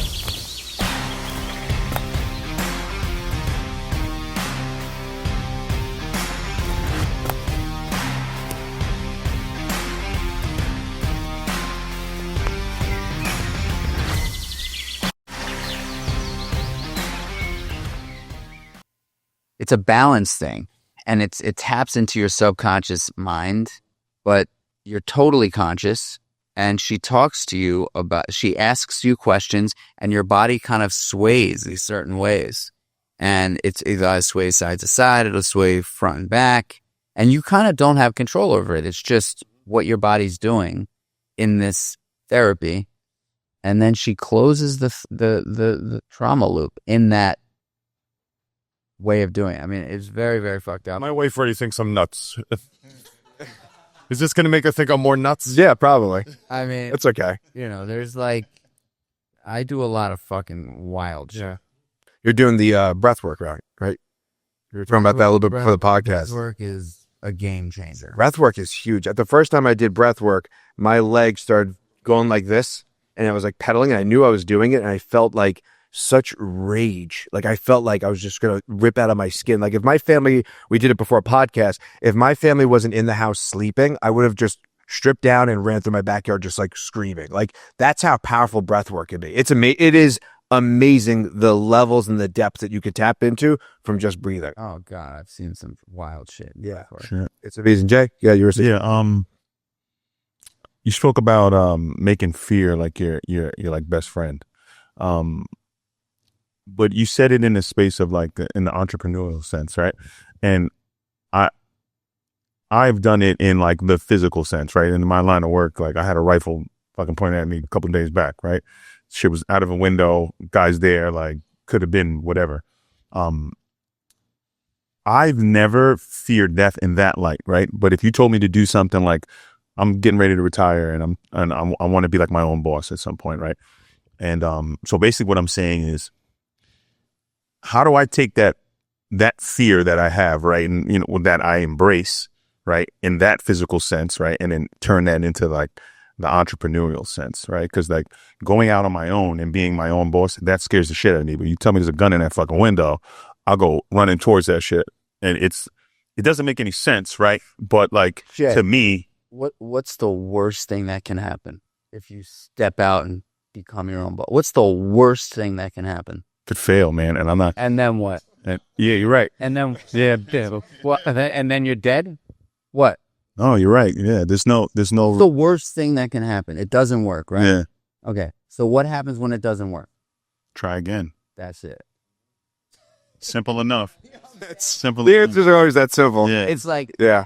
when there's so many people allow fear to stop them True. Yeah. from following through with a dream that they have. Mm-hmm. And I'm like, yo, you've got this dream. You wanna, whatever it is, you're gonna let fear, something that is complete fucking bullshit. Bullshit. Yeah. It is not true. It's a story you have manifested and created in your head. Mm-hmm. You're gonna let that stop you from potentially fulfilling the dream that you've got? Fuck that. Dude, you know how to you're a detective, bro. Yeah. You know, that shit doesn't work, man. Worst case scenario, you walk back in and you're like, yo, I need to put in another 5. Like, whatever it is, dude. Like, or you're like, yo, man, this thing didn't work. I couldn't get enough people to believe in me to give me the money that I need to create this thing. Mm-hmm. Either I'm gonna get out there and try to meet more people that potentially will believe in me. Yeah. You know, I had to raise money, so I've raised a lot of money over the course of my career. Mm-hmm. 2023 was a tough year. I needed money for Kreatures of Habit. I needed money to keep the business alive. And nobody was giving money. Nobody. I mean, I'm telling you, the whole year, I felt like a little slut. I felt like I was just begging for money. Yeah. The whole year. And I called everybody I knew that was in a position to potentially deploy cash on something like my business. I got 1,000 people that just said, no, dude, I'm sorry. Like, I think you're great. I like your business. No. And I would go to bed at night and I would just say, Chernow, you're just going to keep asking. Like, you're not going to let this thing fail. Like, I would not let it fail. And then one day I was introduced to Lance Armstrong. All right. Lance Armstrong and I spent 3 hours or so on the phone, like on a Zoom. And he was like, dude, he's like, after hearing your story, if there's anybody that I would put my money on to fucking make some shit happen, it's you. And then he put money in. He introduced me to his friend who put a fuck ton of money in. And it was over, dude. And I got through it. And, you know, like, we got to go through what we go through to get to where we're at or want to be. True. I've just learned that, like, you know, remember a couple years ago on social media, there was just like all that shit, like, no one's coming. No one's coming. Yeah, no one's going to say it. No one's coming. Yep. Yeah, but you have to, it's one thing to say that, right? It's another thing to like internalize that and actually like understand that and like really own that inside of your body. Like, it's one thing to go on like, yeah, no one's coming. But like to really internalize that and have that be something that you could express through whether it be experience or just truly feeling that inside of yourself are two totally different ways of approaching it. I don't know how to articulate it in any other way or fashion outside of, like, from my experience, endurance is just the fucking thing. But I want to go one thing on the fear thing. Like, you said, like, you made it your friend. And I think Carl Jung said, like, when you could sit down with your shadow and have tea with it, then you've arrived, right? Like, when you could sit across from yourself, but you also have to give that fear, it's like, it's pound of flesh, so to speak. Like, you kind of have to me, you have to kind of hear it out so you can kind of call it out on its bullshit and, like, let it almost play itself out so far down that you're like, where are you going with this? Like, when I wanted to start the Council of Dudes, when I started Agora, like, there was so much internal dialogue that I had to listen to it and be like, I hear what you're saying. I honor what you're saying. I know why you're saying it, fear. You want to keep me safe. You want to see me comfortable. You don't want to put me in a position where I'm out in the world trying to do things, right? Just stay comfortable. Stay at your job. You're good, right? I had to hear it out. And then I go, thank you, but that's not what we're doing. We're going to move through this. See, I mean, you and I are just a little different. I don't fucking analyze it. Yeah, I'm a very rabbit hole, analytical, like, we got to sit and have the conversation. Yo, man, I know the longer I fucking wait, the longer I procrastinate, the harder it's going to get. Yeah. I'm just going to fucking go for it. And if I fail, fuck it. Yeah. Like, I have to go through a lot of conversation to get to that point. I can't just do it.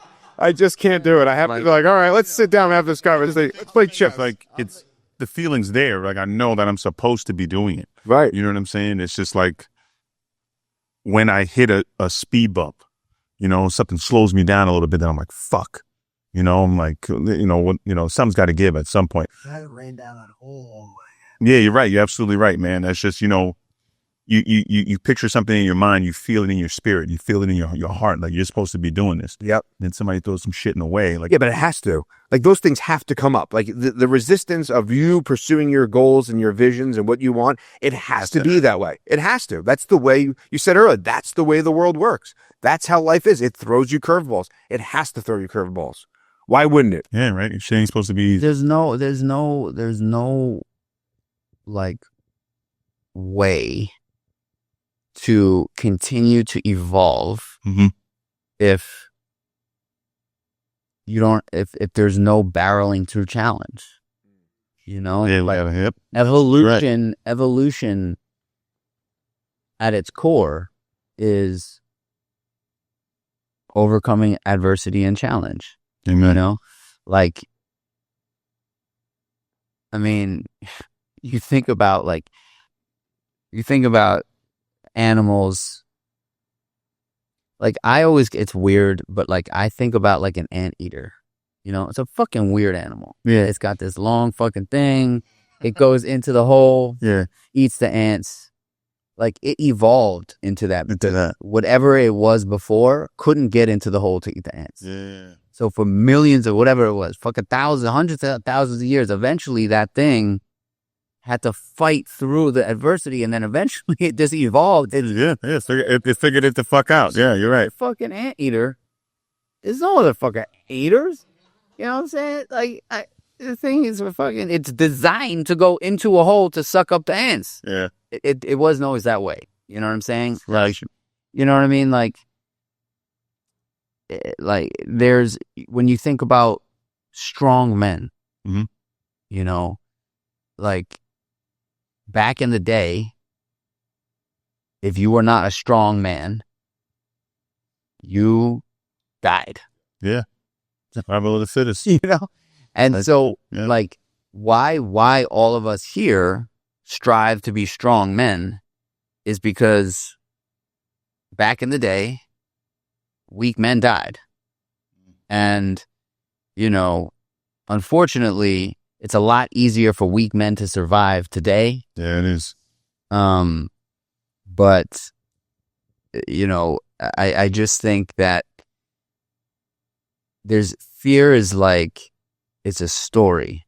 It's a story. And I obviously I didn't always think this way because I lived in fear for many years as an addict. I lived right in the box with it, man. I was just like, me and fear were just like, you know, I was like fucking playing thumb wars with fear all day. Now I don't live in the box with it because I just know. But you also have a proven track record to use as a reference point of overcoming things that you were fearful of. But I'm not unique. Right. I know that. Right. Like, I'm no, like, Muhammad Ali. Right. I'm just not. I'm just a guy that has completely committed to not giving up no matter what. That's it.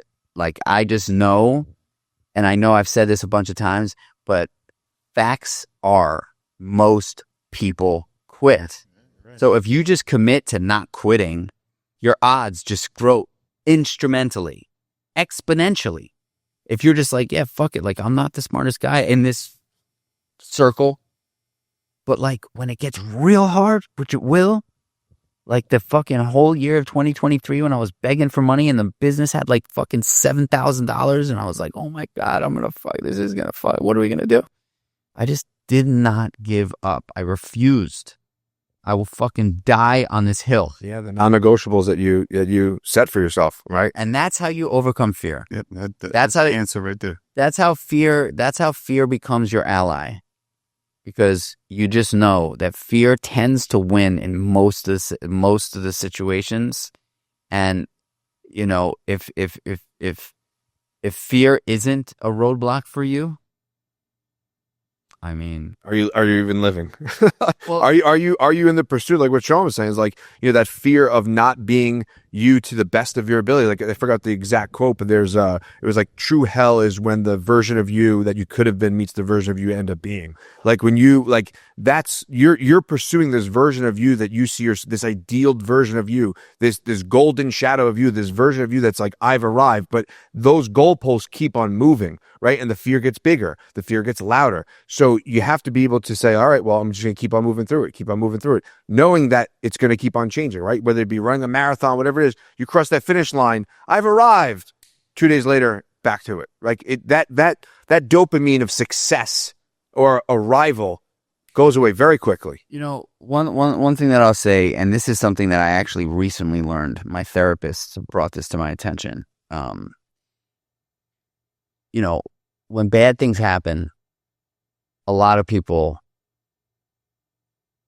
will say things like, how could God allow this to happen? How could God, like, how is this possible that God could allow this to happen? And if you believe in God, which I do, what I've found is God had nothing to do with that. Right. There's another side. There's an enemy to God.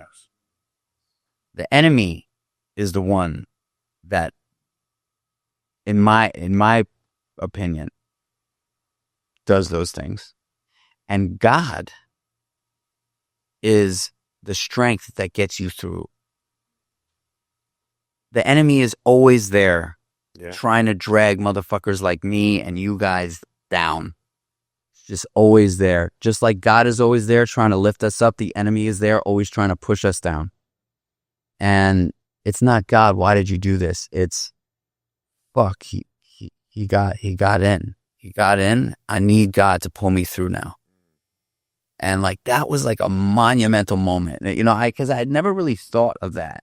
Like, oh shit. You know, there's like a whole, if there's God, there's an enemy. Right. There has to be. There has to be a yin to the yang. There has to be a polarizing opposite force that's presenting itself in different scenarios. And it always is in these, you know, these subtle ways of weakness, right? These moments where there's a sliver or crack in you, whatever it is, right? And it finds its way to plant its little seed and grow and develop within you.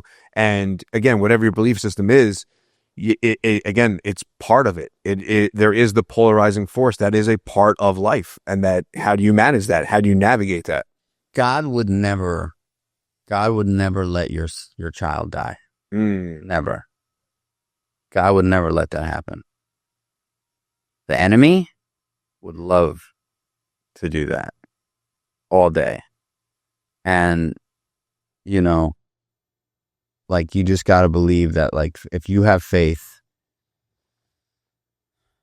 in the good and the bad times, you know what I mean? Like, faith is what really, in my opinion, is like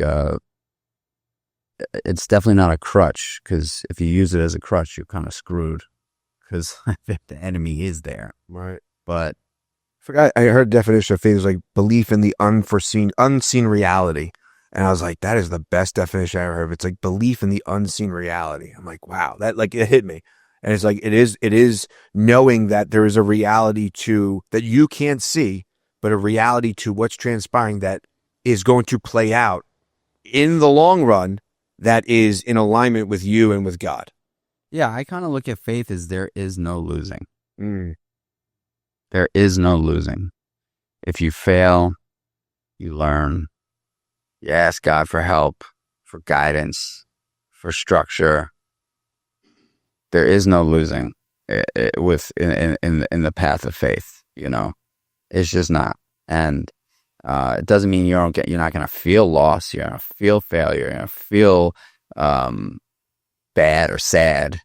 But like in those moments, that is where like the greatest things happen for you, in those losses, in that pain, you know, because you're forced to, if you walk with faith, you're forced to push through. And that's like some of the hardest moments in life, you know? Yeah. It's a loaded word for sure. And it's hard to always have it, right? It's going to be tested in all different aspects of your life.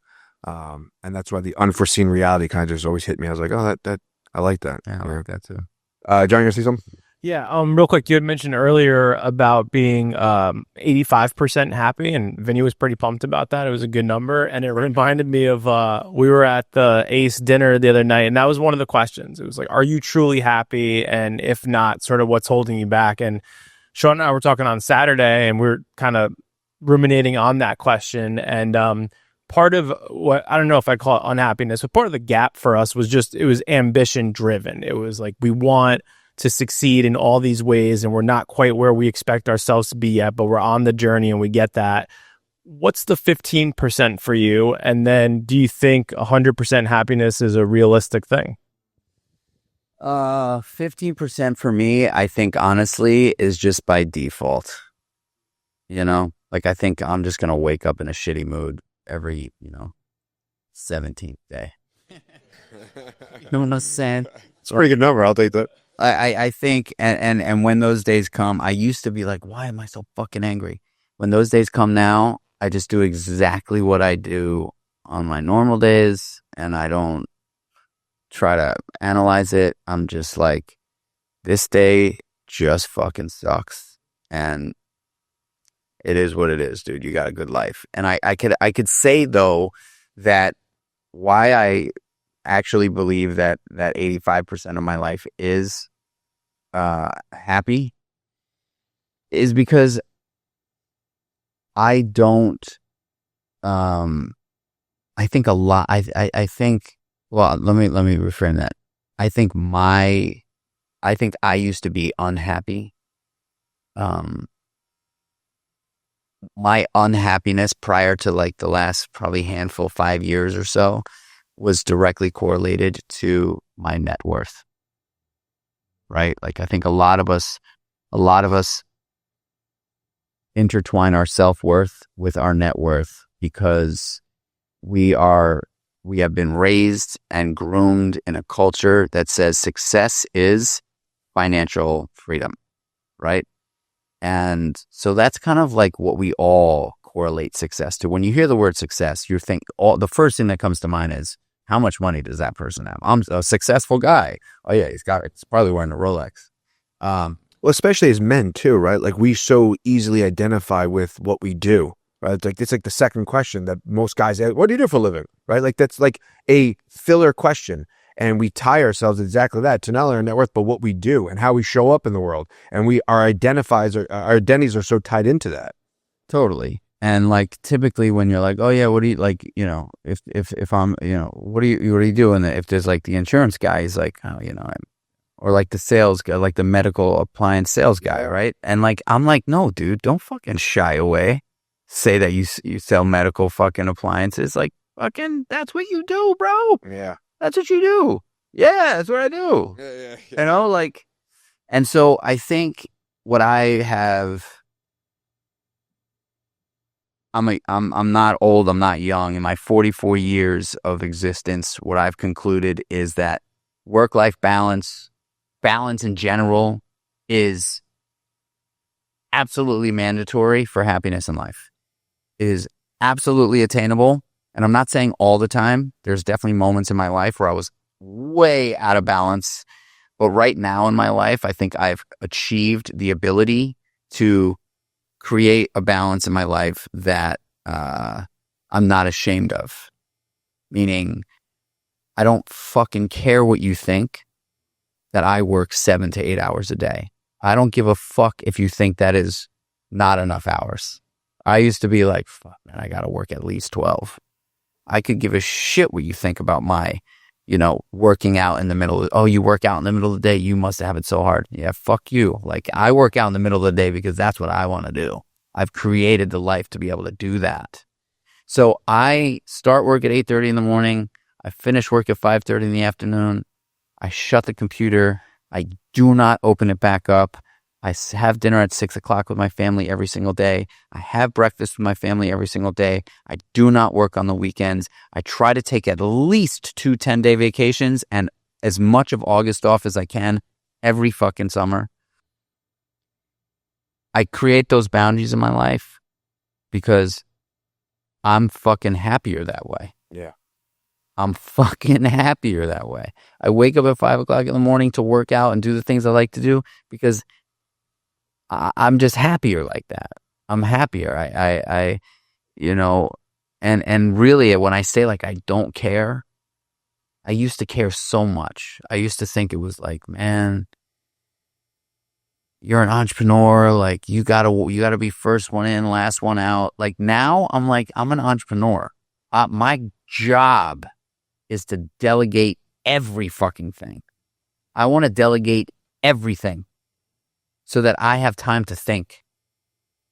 Because if I'm not thinking and I'm not innovating and I'm not creating, where's my business going? If I'm just stuck doing shit, I mean, look, I'll be the first to admit, like I'm caught in the email fucking shit show constantly around the clock. But my goal is to delegate all the shit in my life I don't want to do to people. And shamelessly. And, you know, I had a guy that was working with me who I loved for 3 years. And he didn't know how to delegate. He overworked. He burnt himself out. And then he came to me and he was like, you fucking you don't do shit. You tell people that you got people doing all your shit. And I'm like, you're fucking damn right I do. You're fucking damn right I do. So that, because if I don't do that, I'm going to be you. And let me guess, you want to quit, right? Let me guess. Let me take a fucking gander here. You're done. Let me just take the words out of your mouth. And sure enough, it's like, fuck you. Fuck you. I'm out of here. I'm like, great. See ya. Like, it sucks for me. I love you. But like, you did exactly what I'm not doing. Finding resources, finding people around me so that I can actually be in great shape, have my health, be a fucking awesome dad, love my fucking kids, take vacations, have a business that's thriving. But is that balance or is that harmony? Is that like living a life of alignment to who you want to be, right? It's like the word balance gets thrown like, oh, balance. And you hear like, I don't believe you can live a balanced life. I think that you're always pouring into different cups. And the goal for me is always to live a harmonious life, to live a life of alignment. I don't view that as balance. I think balance is like this scale of sacrificing one thing to compensate for another, where I rather just have everything in a aligned flow-based action, right? And if that means I have to delegate something, like in building this, you know, I didn't paint the walls because I was like, I used to be a painter. I was like, I'm not painting this shit. But I did the shiplap on the wall back there. I did it in the bathroom, like, because it took something. I was like, all right, I want to try this new thing. So I think I agree with you. Pros hire pros. You outsource what you can't do, what you don't want to do, like putting up my pool in my backyard. Not going to do it. But there are certain things that, you know, I would maybe outsource to someone else, but there is this sense of accomplishment in doing it. When I hear harmony, it kind of sounds to me like a little loosey goosey. For me, because in what regard? Just the word's very.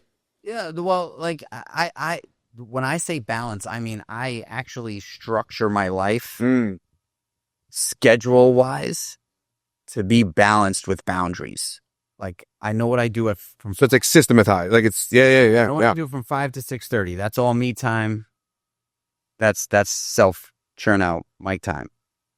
From 6:37 to 8:30, that is full family time. I'm getting my dose of family time in the morning.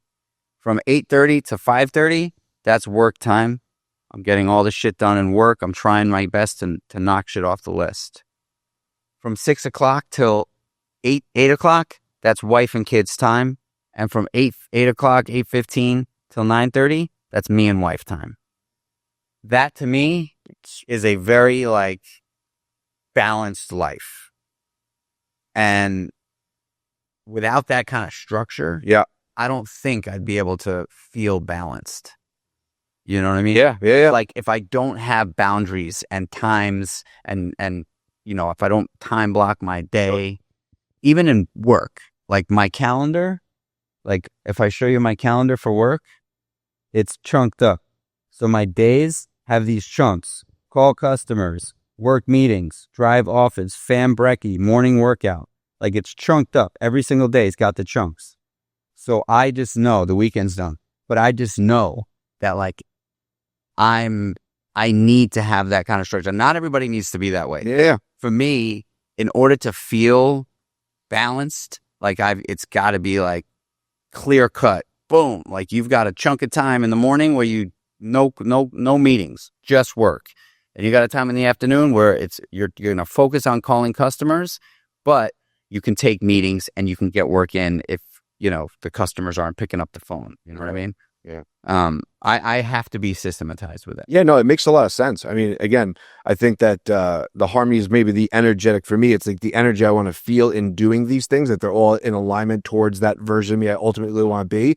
But I think the balance aspect of it, the way you put it in that regard of it actually being like time chunked, right? That is creating a measurable scale that you could say, if I look at this at data points, we are balanced. 100%. Yeah, I get that. And then when you live that, right, that actually does make you feel balanced. Yeah. Yeah. Because like I know no matter what, like I get everything I want out of every single day. I want to be with my family. That's the best feeling. I want to fucking Yep. work out. Yep. I want to make sure I get accomplishment at actual work. I say to my wife all the time, I'm so tired of squeezing living into life. It's exhausting. Anybody else? So I feel like the answer is already in the question I'm about to ask. So I work a main job, but I also do a couple of side hustles. One of them, I work at a restaurant in my area, and I'm not saying this to hit on the restaurant industry, but I've been in it for so many years. And like I said, this is not hating the restaurant industry, but I mean, I usually work Friday nights, Saturdays, and occasional Sundays, but I'm in a season where I'm starting to cut out Fridays. But I still work, either one shift or a full shift on Saturday. I'm grateful. It is a source of income, but I'm walking around thinking, there's so many other things I can be doing. But I know this is a source of income. And like I said, I feel like the answer is already in this question. But what would you tell someone that wants to break ties from this, who I look at it as like, this is part of a season, but am I going to be true to that? So what would you say to someone that wants to walk away from the restaurant industry, but at the same time knows he's taking a great financial risk? So I like to categorize that as the wanters. We all want shit. Yeah.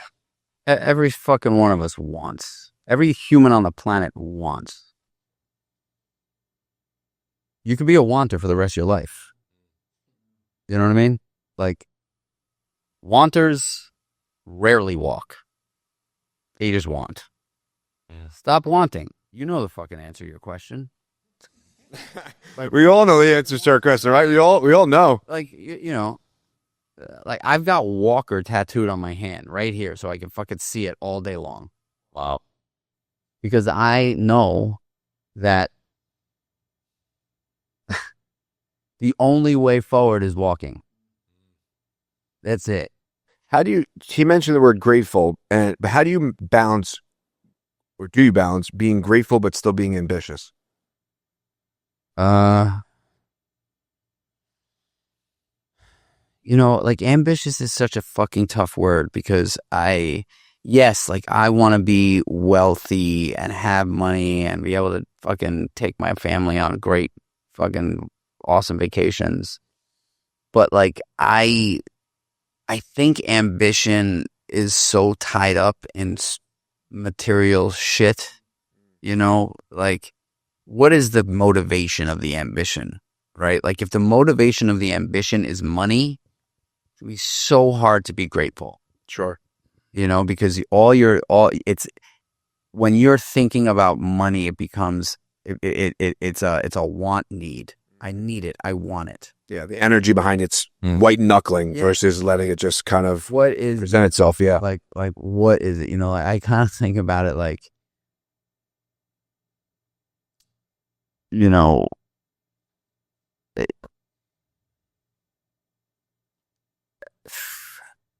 I think ambition is like you said, right? Like there's always a component of cash for me, right? There's always a component of money. Like it's never the goal.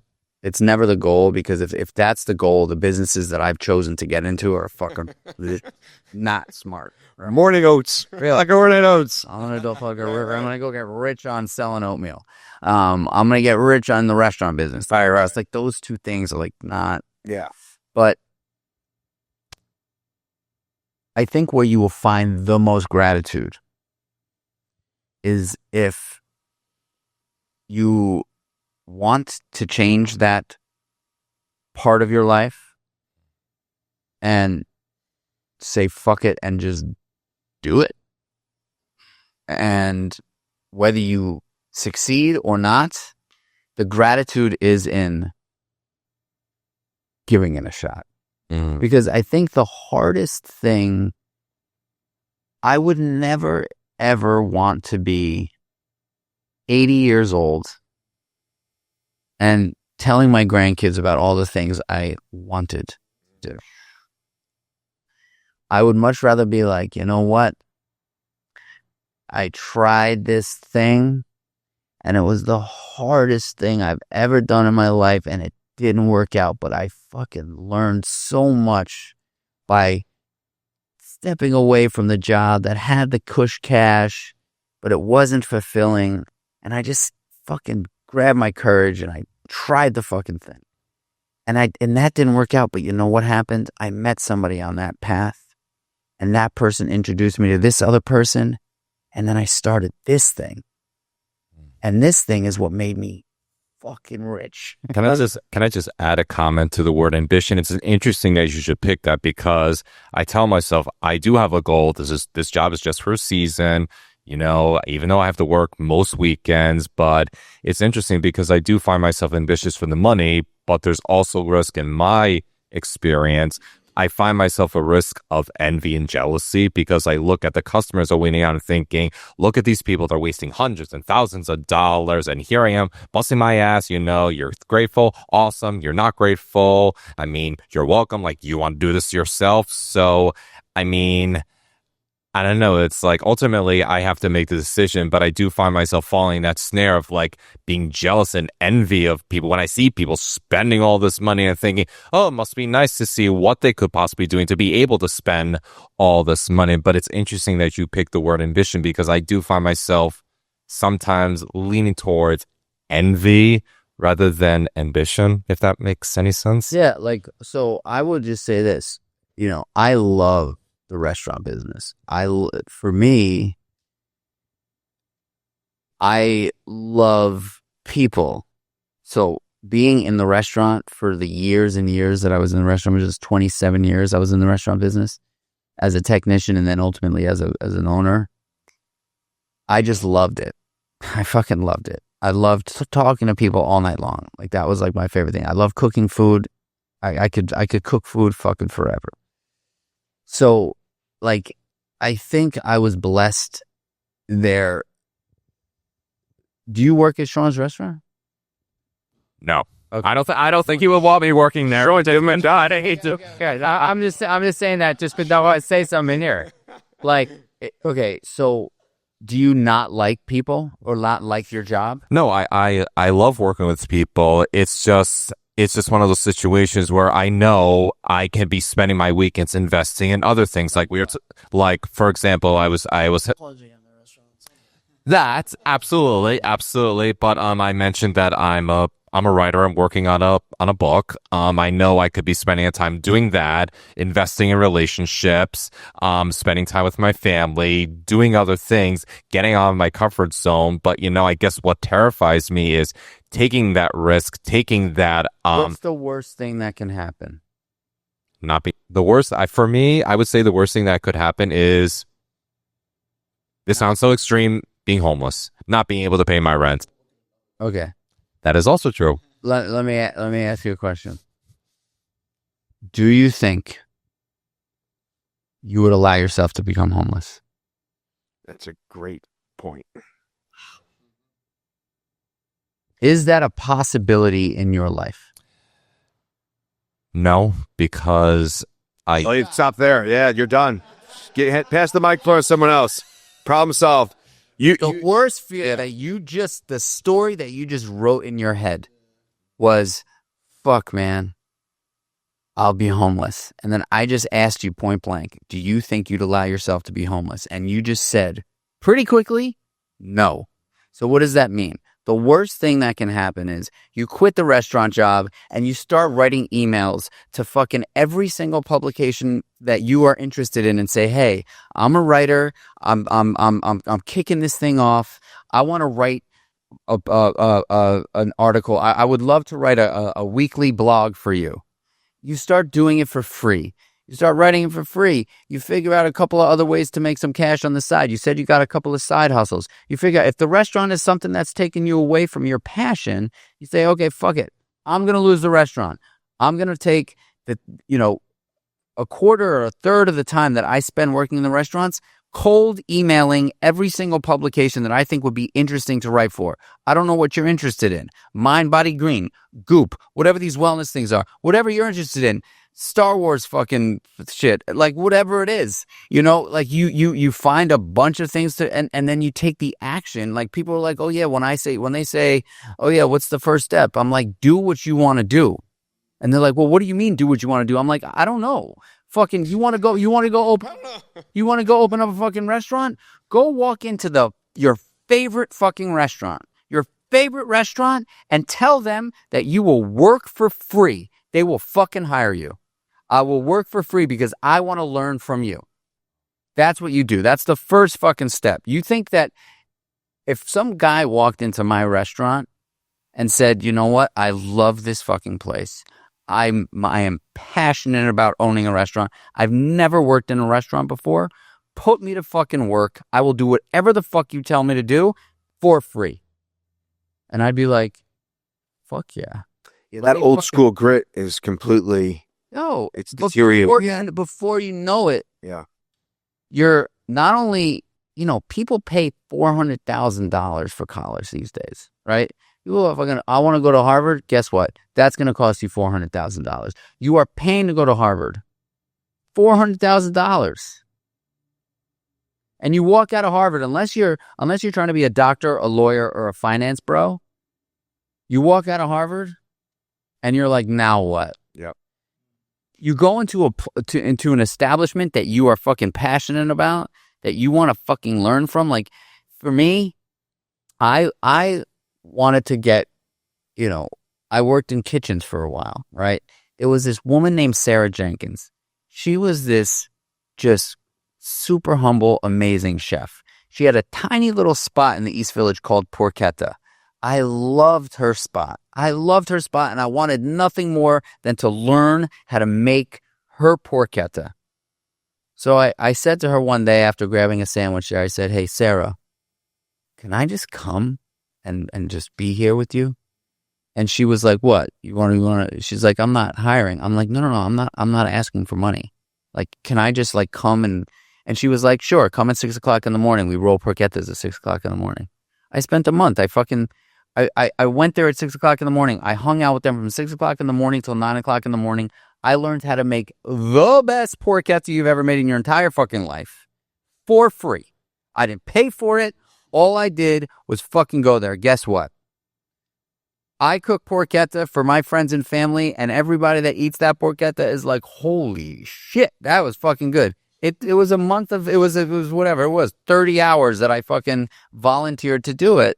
And now I've got that for the rest of my life. I didn't pay $1. So I'm just saying, whatever you want to do, you got to do. That's it. You got to do. It's like, and it could be anywhere, and it all has to start somewhere. Like it's not. And I always say the best thing to fucking do, if you want to work in a certain industry, like I get cold emails all day long. I don't know how they get my fucking email. It drives me crazy. But like every once in a while, I'll perk up for something. Somebody's like, hey, let me, I'm going to, bring you 1,000 new customers a month and pump your ROAS to 5.6. And I'm like, all right, dude, great. You want to do that? I'm all in. I will fucking pay you a lot of money to do that. But show me what you got. Do it for free for a month. If you could do what you said you could do for a month, I'll pay you double. No one ever does it. No one ever fucking does it. But I promise you, if that person was able to do what they said they were going to do, I'll pay him double. Guaranteed 100% because it would be worth it. You know? Be the person that fucking says, yeah, okay, no problem. I got you. Pitch your idea. And if they're like, oh yeah, like how much is it going to cost? Be like, no, I'm going to fucking do it. I'm going to show you what I'm made of. And then boom. Before you know it, they're like, and you start, you know? No, thank you. And of course, Sean, if you are ever in a bind, I am willing to drive down to work for you for free. Look at that. There you go. Anybody else have anything they want to contribute? Yeah. Real quick, I don't really have a question because you actually answered it in responding to either another question or just another topic you touched on. I just want to thank you tremendously because you have a gift to take a lot of things that people love to overcomplicate and make so powerfully simplistic. I heard so many fucking things tonight that I needed to hear. I'm an addict myself. Put everything down about a year ago, and I've it's been a maze of trying to think my way through a lot of things, and I heard so much from you tonight that is so helpful. It's the second time I've heard your story, and it just compounded on top of the first. So yeah, I just really wanted to say thank you from the very bottom of my heart. Seriously, I'm going to listen to this back again, take notes, and just follow along even closer. So appreciate it. Thank you. That. Awesome. Guys, anybody else? All right. Mike, thank you so much. Yeah, dude. I appreciate it. This was awesome. Where can people connect with you? Where can they find out more? Where can they follow along on your journey? I'm just at Michael Chernow everywhere. Companies, Kreatures of Habit with a K. We sell high protein overnight oatmeal. It's delicious, man. It's so, listen, I'm going to say it's very good. It's delicious. I enjoy it thoroughly. And it's simple, right? Like it really is that easy. I make it the night before, next morning. I know I'm getting something nutritious, high protein. It's, it fulfills me throughout the morning, right? And my wife loves it too. So that makes it even easier. Thanks, man. Yeah. I mean, it's basically the kind of moral of this story is like life is fucking doing. Yeah. It's not talking, it's not wanting, it's not thinking. It's just fucking doing. And the more you do that you're passionate about, the closer you're going to get to fucking fulfillment and happiness. That's kind of the way I see it. And that's kind of like Creatures of Habit, like I fucking started an overnight oatmeal brand, but really the overnight oatmeal brand is, like you guys just said, what I love about it is fucking simple. It's convenient. It's got all that. Right. Like that's it. Like I'm not trying to fucking, reinvent the oatmeal game. Yeah, Mr. Quaker. Right. Like I feel like I give people a habit to kickstart their day. Like the chances of them sticking to that habit and being better is just great. Just that much easier. Like just that little bit of extra better in your day. That little 1% better. Look, man, think about it like this. You're at the horse races. You're betting on the fucking horse. You see, the horse you want to bet on. You're fucking on that horse. The gate's open. Horses fucking fly out of the gate and your horse trips. Chances of that horse catching up with the other horses? Probably not too good. You just lost a lot of money. Don't be the horse that trips in the morning. You know what I'm saying? Fucking start right. Fucking don't be the horse that trips. We have an opportunity to not be the tripping horse. You know what I mean? That might be the name of the podcast. Don't be the tripping horse. Michael, thank you so much, man. I really appreciate it. You're the best, dude. Awesome. Thanks, guys.